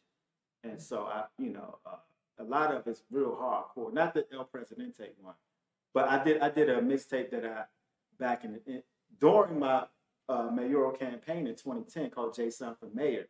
And that joint goes hard because NPR even did a piece on me when I was running for mayor in 2010 because they heard the mixtape. Yeah, and it got me a little segment on NPR. But the Jason for Mayor joint, I may re-release that joint this summer, but it goes so hard. Yeah, well, we need something to go. And I don't really outwardly go that hard anymore, which is why I took it down. Put that underneath it, sir. But it's super duper political. But the follow up to that is what I did at the Hut, the Treasure Rap Tape. Okay. So Treasure Rap Tape was really designed to be Jason for President. Oh, okay. Right? Okay. But because all of those tracks are YU's tracks from his beat tape called a garbage beat tape. So that's why my tape is called a treasure rap tape. Oh, one man's garbage is another man's treasure. Okay. So but you can get the tone and the feel of all of that political stuff that I was embodying. Right. For Jason for President in a treasure rap tape, which is out by the way. Yeah, but I thought that one was more. Maybe it was just a specific track that's there. You like the girl track. Yeah. But that has everything to do with politics, which is El Presidente is basically about the relationship of a person trying to be a political figure, but dealing with the emotions of a woman. Like Dave Chappelle has a quote, and he was like, a woman's test in life is material. A man's test in life is a woman. And so when you're dealing with these political figures, you have to realize they are humans, and specifically like men who have all of these things that they're dealing with, and it's imbalanced because we have such a strained relationship with our women. And it carries over into politics or into business and everything because specifically speaking on Black men and Black women, our relationship with each other is strained. And so that's what El Presidente deals with a lot. It's not really about like politics, I'm running, blah, blah, blah. It's like, yo, how can I cope with this world, but I don't have my other half of me to help me balance. And so, so even with the Treasure Rap Tape, I know you like that song. I think it's I Love You. Yeah. Yeah. Yeah, I remember you liking that song. But that is really about like, yeah, because that's what it takes for a man to be whole. And especially a man in position of leadership. You know, he needs that, not want, not desire. It's a necessity in order to operate at your highest self. I just got an image when he said that of the inauguration when Barack and Michelle were coming through, and she had like the purple outfit on, right? Badass, like right, Yeah, and he was was about to be in Mortal Kombat. You know what I mean? Yes. And he was walking like, yeah, what's left, son? What's left? Exactly. That you need that, bro. You need that if you're going to be in any type of position. Well, with a level of balance. Like we've been operating from a position of imbalance for thousands of years because we've been, you know, in this environment, you know, under the auspices of other people. But yeah, so a lot of those songs and mixtapes and albums deal with that element of trying to operate without, you know, a missing piece. What is the song Anacostia Dealing with? Because I listened to it, and I mean, like listening to you now explain kind of where you were coming from. I'm like, okay, those songs make sense because I was thinking that it was much more explicitly political. I thought it was like a political, you know, album. You talking about the joint with John Johnson? Well, just both. Let's see. The actual song Anacostia is a combination of two songs. So John did a poem that's at the beginning of a Treasure rap tape, and then I did a song called Roxanne that's towards the end of a Treasure rap tape. So we just combined those two together and called it Anacostia. Oh, okay. Yeah. That makes sense. Okay. Because I was listening to it, because I think I was expecting it to be kind of like a shout out, the Anacostia. Well, yeah. You know, I was listening for like a big chair. I'm like, okay, and it wasn't that. Right. So then I was like, well, what is he trying to say? And then, you know, I'm an English major, so I took it to a whole another level that you probably were like. Well, would you come up with? No. Well, I mean, I wasn't sure kind of what the message was, especially in context of the other songs. Yeah. So yeah, I was like, I'm big on theme. So I was like, okay, well, what is the theme of this? And it wasn't the theme I initially thought it was listening to it. Yeah, and so I wasn't quite sure because it wasn't what I was expecting it to be. I think I can help you. Okay. So I think John's poem in the beginning is talking about the sister he met. Yeah, and I was like, who is this girl? I'm like, am I supposed to know this girl? And so and his song is with the intro to the whole, because I think his last line is "One man's garbage is another man's treasure." And I've just revealed on your podcast what the whole treasure came from. And then the song Roxanne is about a situation between a man and a brother. I mean, a woman and a brother also, but just in a different context. Like it was more of a street relationship. Okay. And growing up in this community, a lot of the relationships I've had with women have been traumatic. Not for me personally, but I'm just saying, like, it's been surrounded by trauma. Like, I've dealt with women who've had drug problems, who've been raped several times, who like sold drugs, or you know, dealing with the murder of their children. You know what I'm saying?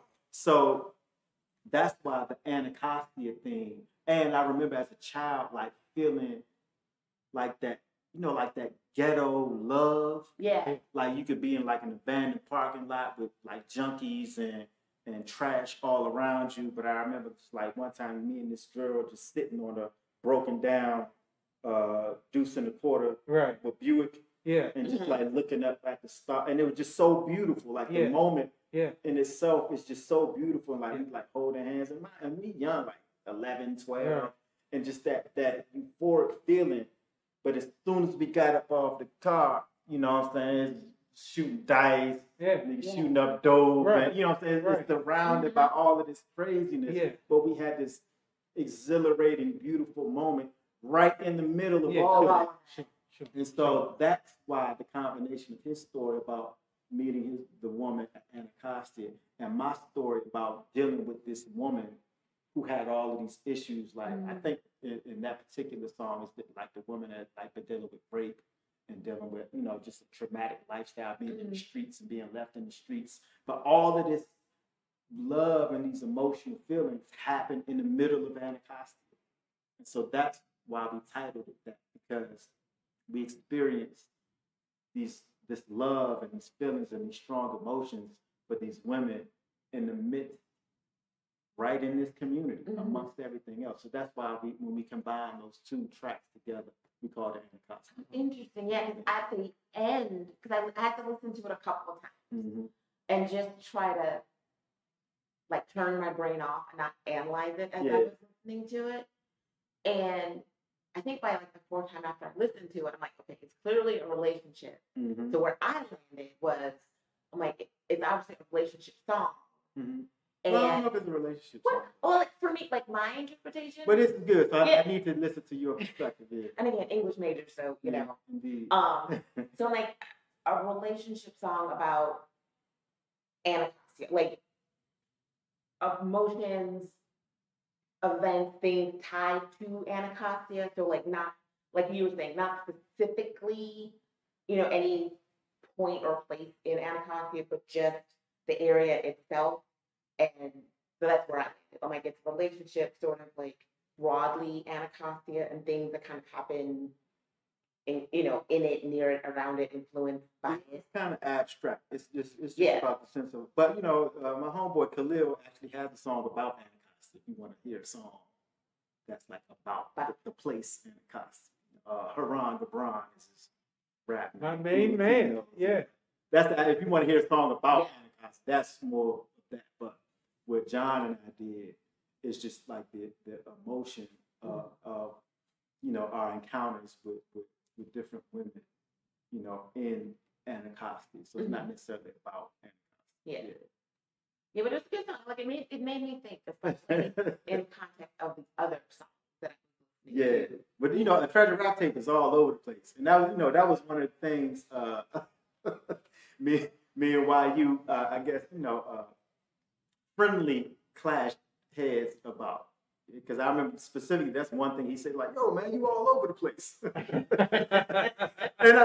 was like, but it was intentionally for me. But you know, YU was this genius strategist MC. Like he's one of the best MCs in the world. Yeah. And so I had to be mindful, because these are all his tracks, like his children that he birthed. So I had to be mindful of his position on what I was doing. But as an artist myself, I wanted to go all over. Yes. Like, because I just allowed the tracks to take me where the music was taking me. So I purposely was like, I'm going to just go wherever the tracks lead me. And it's going to be this roller coaster of emotions and situations. Right.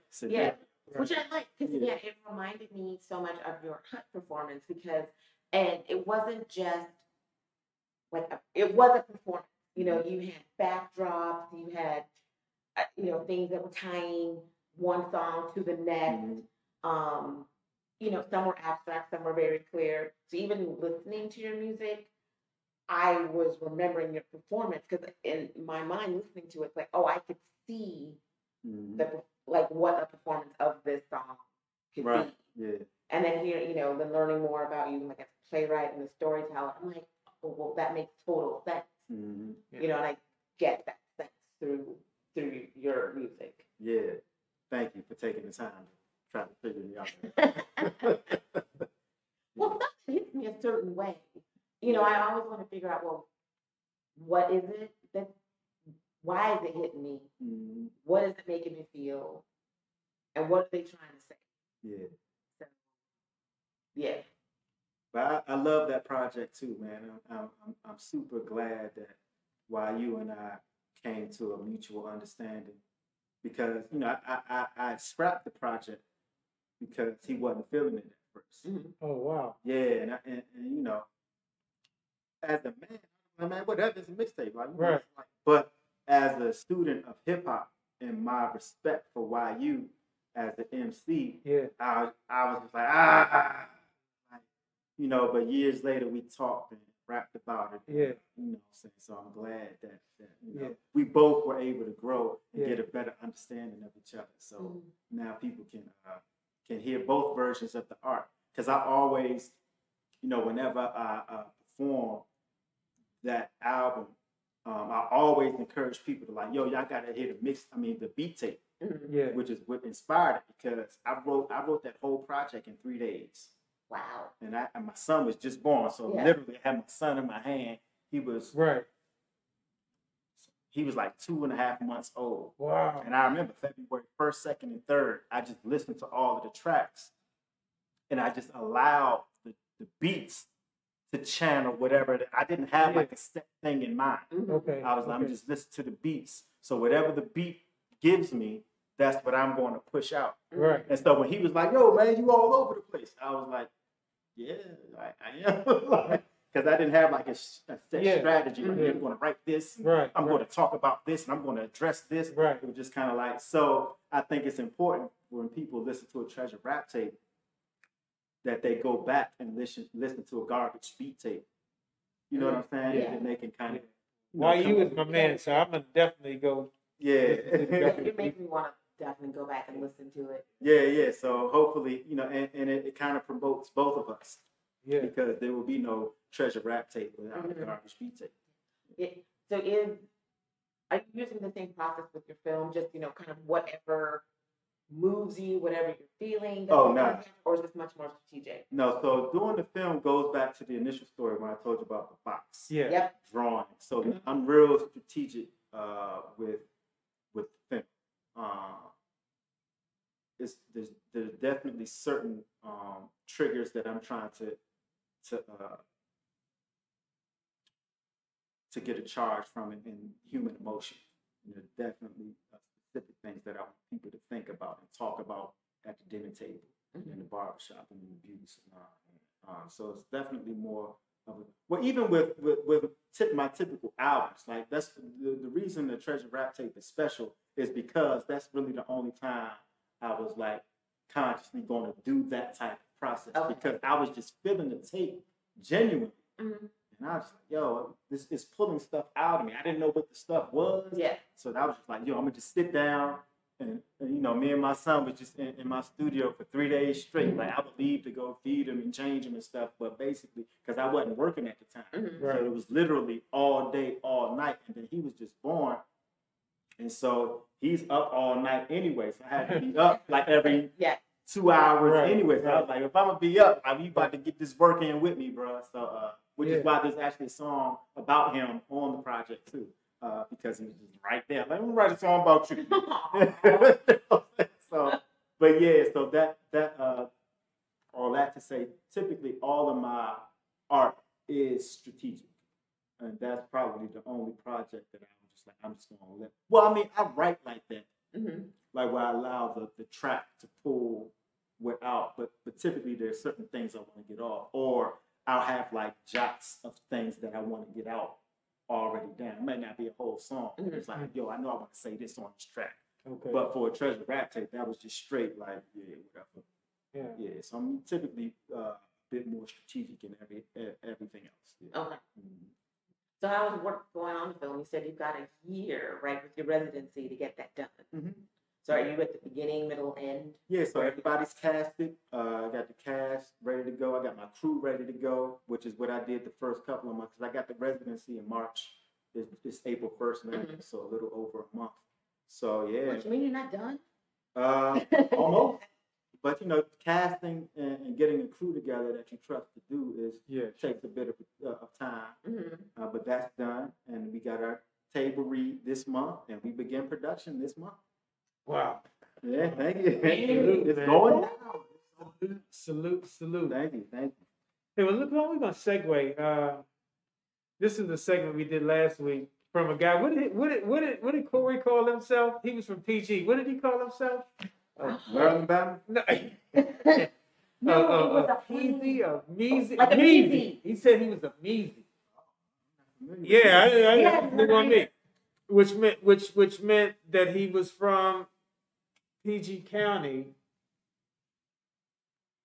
Measy, I gotta figure it out. Okay, But anyway, man, I wouldn't know. the segment is called "How DC Are You?" Oh man. So we're going. I have these answers already, but we're gonna shoot them out. Right. No, you're not DC is that. Talking to? Look, right. But okay, here we go. You got to remember a lot. We might be having people in Iceland check. That's true. You know what I mean? So Right. this is. I've already passed. Whoever's watching. Yeah. Right. Born bred. I don't care what they talk about. Right. So we just going rapid fire. All right. So tell you what, Paige, I'm gonna run the first 6. Okay. And then you run the second 6. Okay. We just go hit the rapid fire. He's gonna be shooting those things down like whack. Maybe not, because very much like Paige, I'm not an English major, but I kind of am because of my mom. Yeah. So I don't like just blurting things out without processing. Okay. So, Well, these I don't know how much you went to. Well, but I'm just saying, don't expect me to rapid fire because you're like, yeah, he's going to rapid fire these things, but I don't know. You can take a pause. Oh, I am. I don't like to feel rushed. So Mambo sauce to Old Bay. that's Mambo's. Half smoke or hot dog. Neither. That's what's up. Adams Morgan or U Street. Where are you headed on the first hot day of the year? Ooh, that's a good one. First hot day of the year. Yeah, it's warming up. Probably Anacostia Park. That's what's up. Nice. Who are some of your favorite local artists? Any discipline? Junkyard Band. Junk. Uptown XO. He just won a whammy, I believe. Yeah, he did for what is it?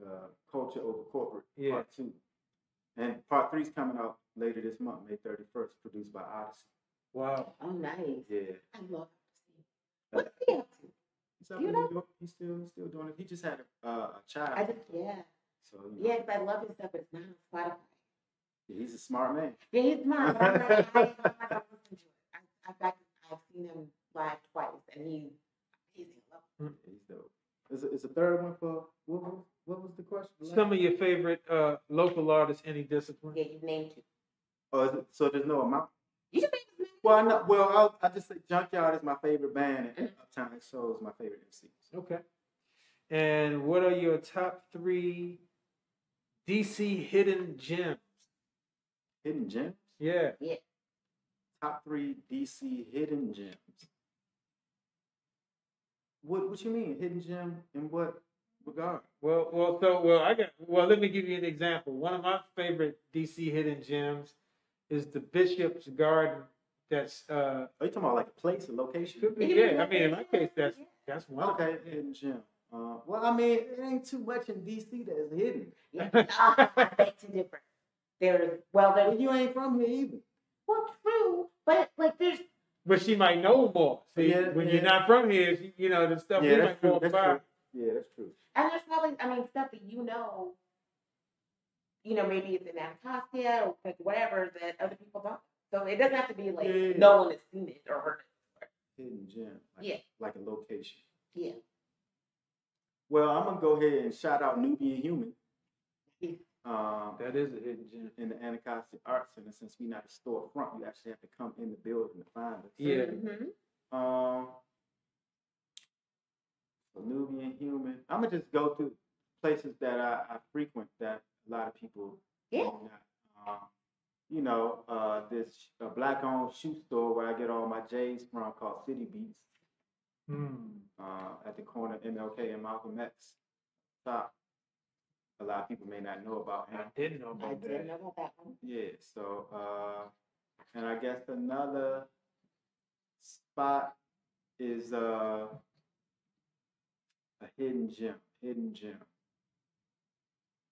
I guess this is technically on the Maryland line, but the Denver Cultural Arts Center, the dance studio, so they do drum classes, dance classes. Oh yeah. And that's in Mount Rainier, but it's right on the DC line. Yep. Right. Who claim it? Yeah. Nah, they can stay in Maryland, but we can still get there, and I think they provide a dope service to our community. Yeah. Awesome. See, some of those were new to me. Okay. And I know Nubian human. That's right. Okay, my turn. We have 6 more. Okay. Best place or places to hear local music. Look. Uh-oh. It's triggering, man. Oh, no. U Street gone. No. Done. That's unfortunately it's a hard question now. Yeah, Yep, about that. You know, because I could have just ran off 10 things. Yep. Yeah. 5 years ago, but Right. the best place to hear local music. Yeah. One, I'm gonna keep it to the GoGo. One, well, I don't know if they closed down for good or going to open back up because of COVID, but I used to go see What Band every Thursday night at Martini's. Wow. Fort Washington. But Okay. I don't think they back open having Go-Go's, but that was my every Thursday night spot. Martini's, What Band. Uh-huh. It's tough because everything is closed, and because I don't even know where I go see local music anymore. I can't even. It's hard to even recall where I would go see local. And that is Brian James. I used to love the Pinch, but they closed the Pinch. Yeah, I Yeah, performed at the yeah, Pinch. yeah. They was dope. I was going to see Black Alley at, is it the Big Chief up in Ivy City? Yeah, so Big Chief and the other joint in Ivy City too. Because I go see Serious Company around the corner. So Big Chief, I go see Black Alley. Then around the corner, it's like the biggest spot. You gotta go upstairs. It's the Ivy City Smokehouse. Yeah. Ivy City Smokehouse. I go see Serious Company. Yeah, and then I used to go see Junk at this spot out in Maryland. I forgot this spot, but that's 3. So. That's 3. Okay, perfect. Yeah. Okay, Funk Parade or Chuck Brown Day? I ain't real big on either one of those, but for the sake of the show, I go Chuck Brown Day just because Chuck Brown involved. Yeah. I go with Unifest. Yeah. What is it? Unifest. What is that? It's specific to Southeast back in the day before we got gentrified. Best local places or place to eat. Oh, I'm gonna rock with Secrets of Nature over there around T-Way, across the street from the AutoZone or South Capitol. Yeah. Definitely Everlasting Life up in the Anacostia Art Center where we at, where New Vegan is at. Best vegan food ever. New Vegan. New Vegan? That's my 3rd spot. Okay. Yeah, Everlasting Life is, so those are my 3 spots. Secrets of Nature, Everlasting Life, and New Vegan up on Georgia Avenue. Okay, I've been to New Vegan. They used to be Everlasting Life back in the day. Oh, wow. Yeah. Oh, okay. They've been under like 2 different managements or something like that. Yeah. Are they as good as Everlasting Life? Because I really like them. Yeah, they good. They're good? Okay, I'll check. I recommend all 3 of those people. As a matter of fact, Secrets of Life is more so like where I get a lot of herbs and medicine. Okay. So for our community, and dealing with like our health, like Secrets of Nature is a hidden gem. Yeah. As far as getting herbs and healing elements, medicine, teas and tonics and things like that too. So yeah. It's like the Blue Nile on this side. Exactly. Yeah. Where are they?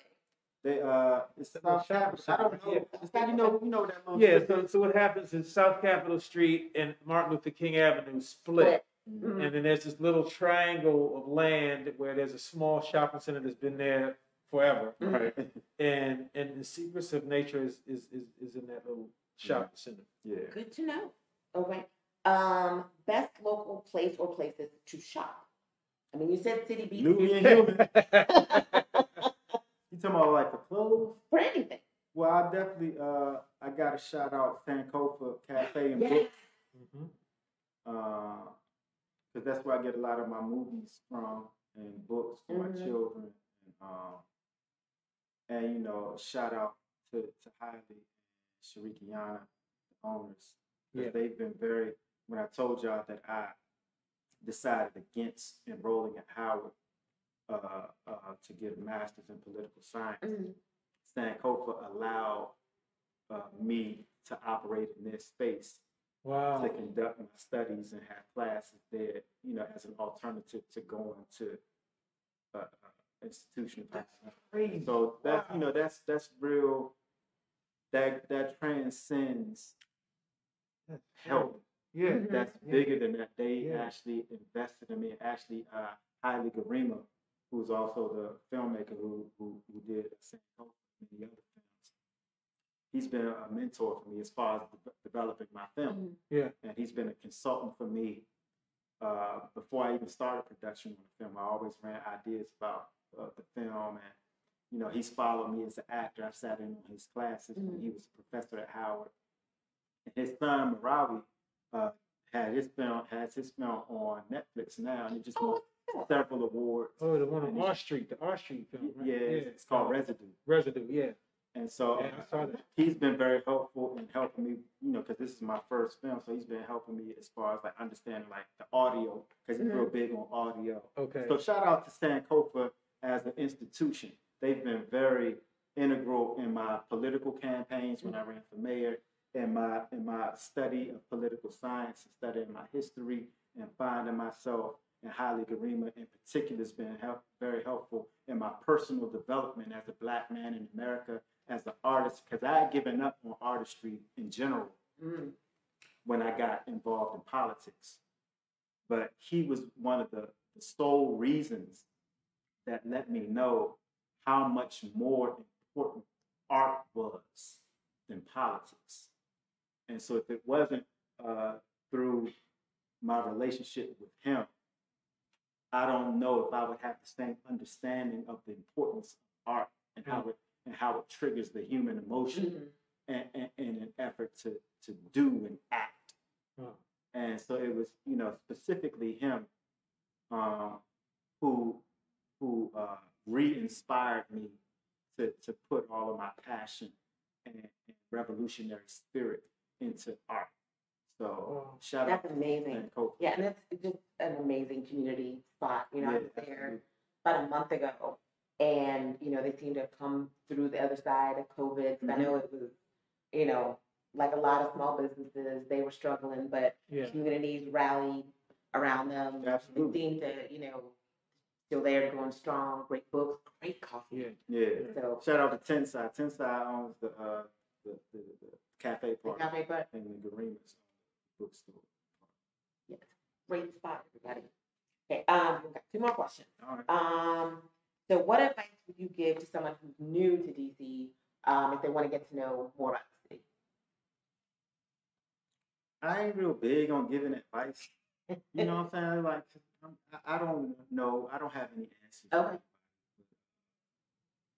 If they want to get to know about DC, what advice would I give to somebody that wants to know about DC?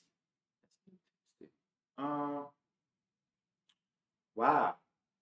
I mean, because it's hard because the city's different now. So if you really want to know about like the culture of DC, you would have to study unfortunately, you would have to study like history.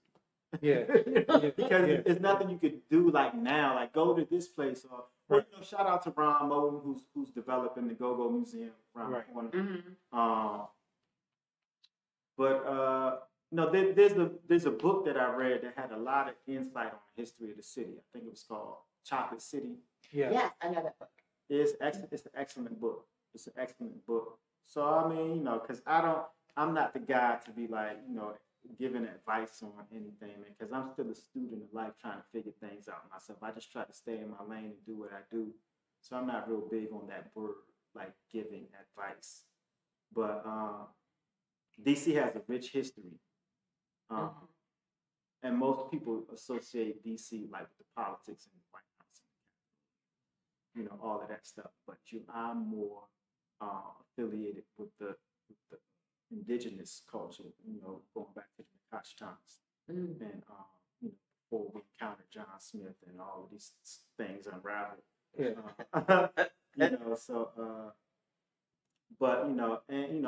I've been a coach, like I was a football coach and basketball coach at Anacostia High School. So we have so much history in regards to politics, sports, the arts, going back to Duke Ellington and Marvin Gaye, so it's just so much. But like I said, everything is in the past. So I would, you know, I would recommend, you know, talking to certain elders, Mm-hmm. like the Haile Garimas and Sharikianas up at Sankofa, and you know the El Baders up at the Thurgood Marshall Heritage and Cultural Center up on off of U Street. Yeah. So I would just recommend, you know, find like there's Baba Uziki and Mama January up in Northwest. So these elders in our community hold so much information, like what they say, like walking library. I was just over Ziki's house last Saturday. Yeah. So and you know, I do a lot of work with Bible. So that would be my advice is to find elders that you know that have been here and just build with the elders because they, you know, they like our energy and they can use our energy. Yeah. They got a lot of information. Yeah, you got great that stories. they hold on to. That help somebody who wants to know more about the culture and history of the city. Well, for someone who doesn't like giving advice, that's great advice. Well, I mean, my advice is to go get advice from other people. That's good advice. Yeah. Okay, and our final question: favorite DC neighborhood and why? Oh, come on, man. It's Anacostia. Yeah, but why? Well, because I've developed here, so you know, my upbringing and the makings of who I am as a man were developed in this community. So I'm biased, and to actually still be in the community, like you know, it's interesting because the art center now, when I was a child, it was a war. Yeah. Really?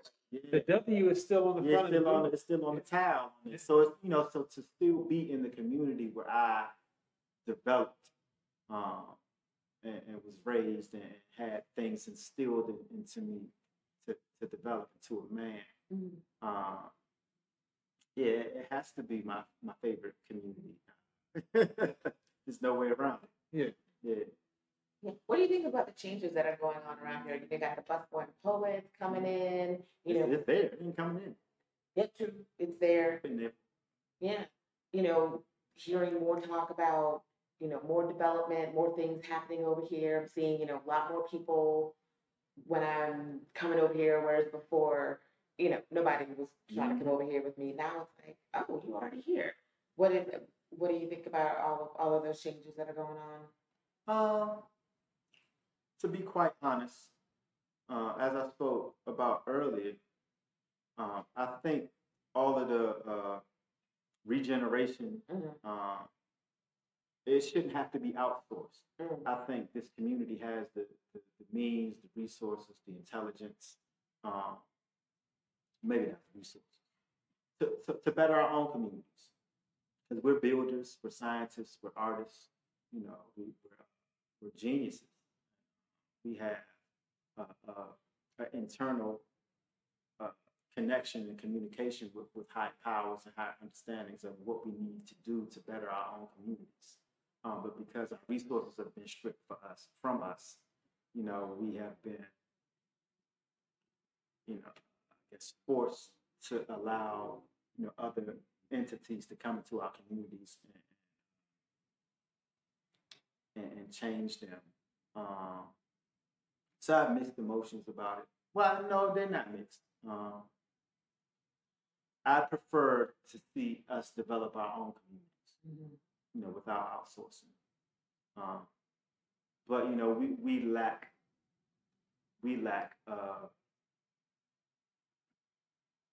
mobilization, organization within our communities. You know, based on, you know, lack of resources, like the level of poverty in our communities, the level of miseducation in our communities, the lack of healthy food and healthy diet practices in our community leads to a lot of the miscommunication and the crime and the misunderstanding amongst each other. So it allows other entities to capitalize off of us. But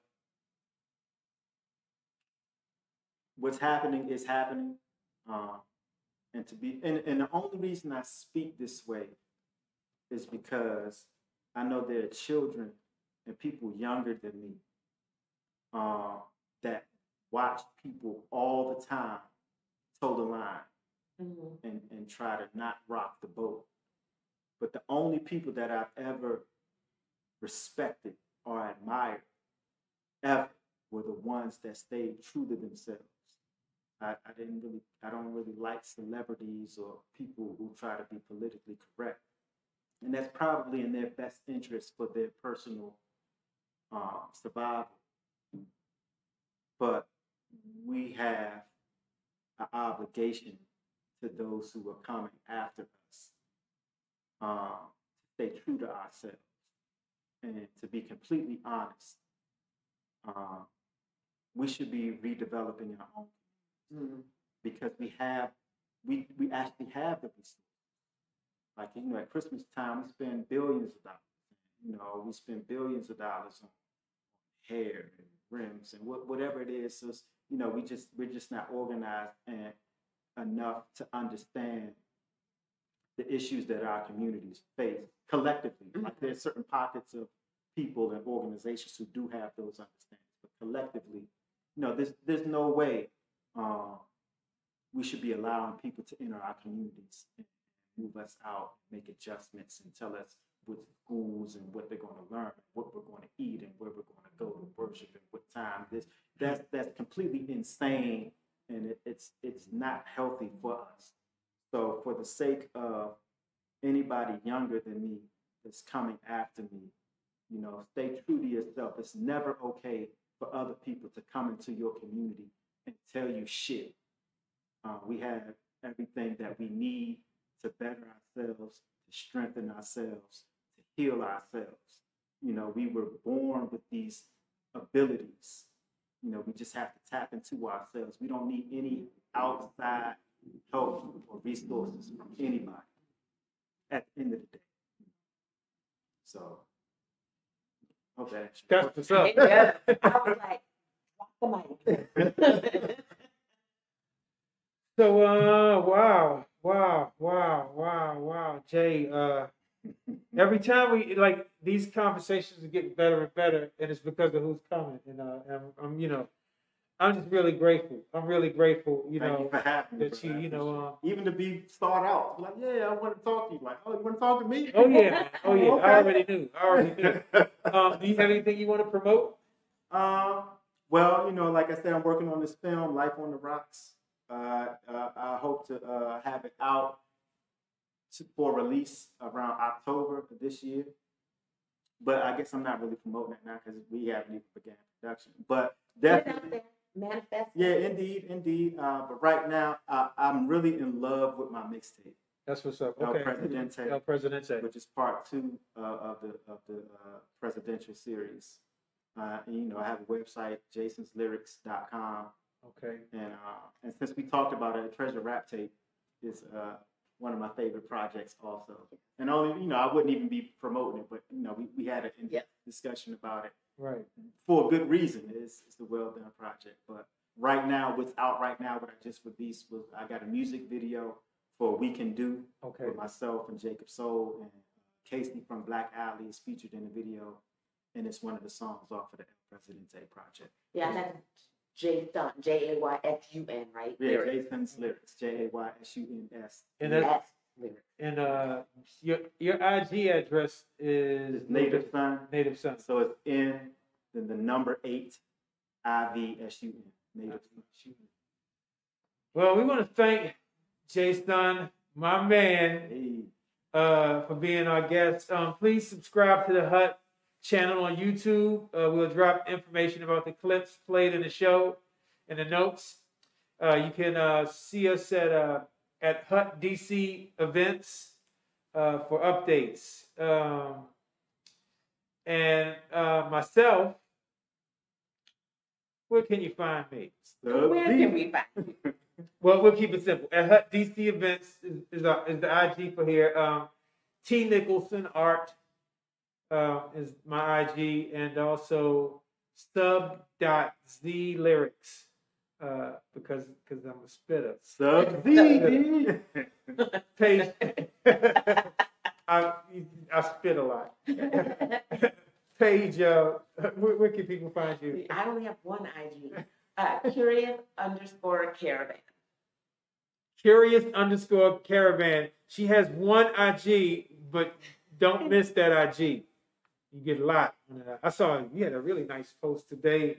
You were somewhere sunny and shiny. Like she goes play, like she'll be like in a field of like strawberries and stuff. Like, yeah, I'm out here with the strawberries. You know what I mean? Finding those secret locations. Finding those secret locations. That's exactly right. Yeah. So these places you told me about. You know. So we want to thank everybody for tuning in the pocket. The conversations continue, and we're going to weave this thing together, one conversation at a time. Peace.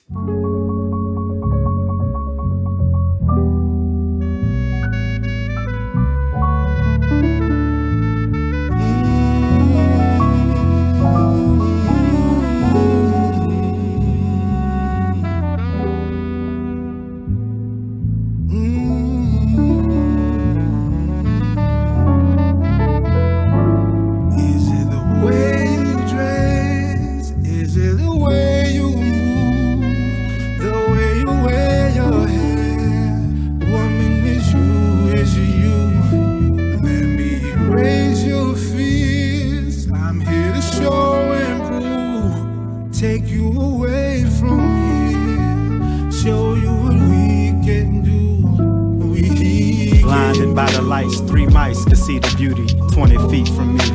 Come speak to me. Don't like these crowded spaces, weak to me. But what do I see? A queen just for me. Now I'm thankful that these niggas drag me out the house. I see the urban Zulu skirt, the Cecily blouse, ancient ritual teleport that earth to my house.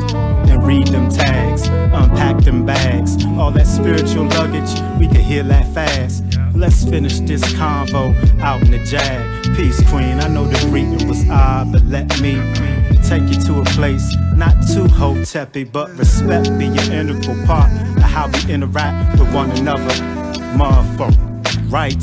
Fell in love on sight, about to solidify this vibe tonight. Yeah. Is it the way you dress? Is it the way you move? The way you wear your hair? Woman, it's you, it's you. Let me erase your fears. I'm here to show.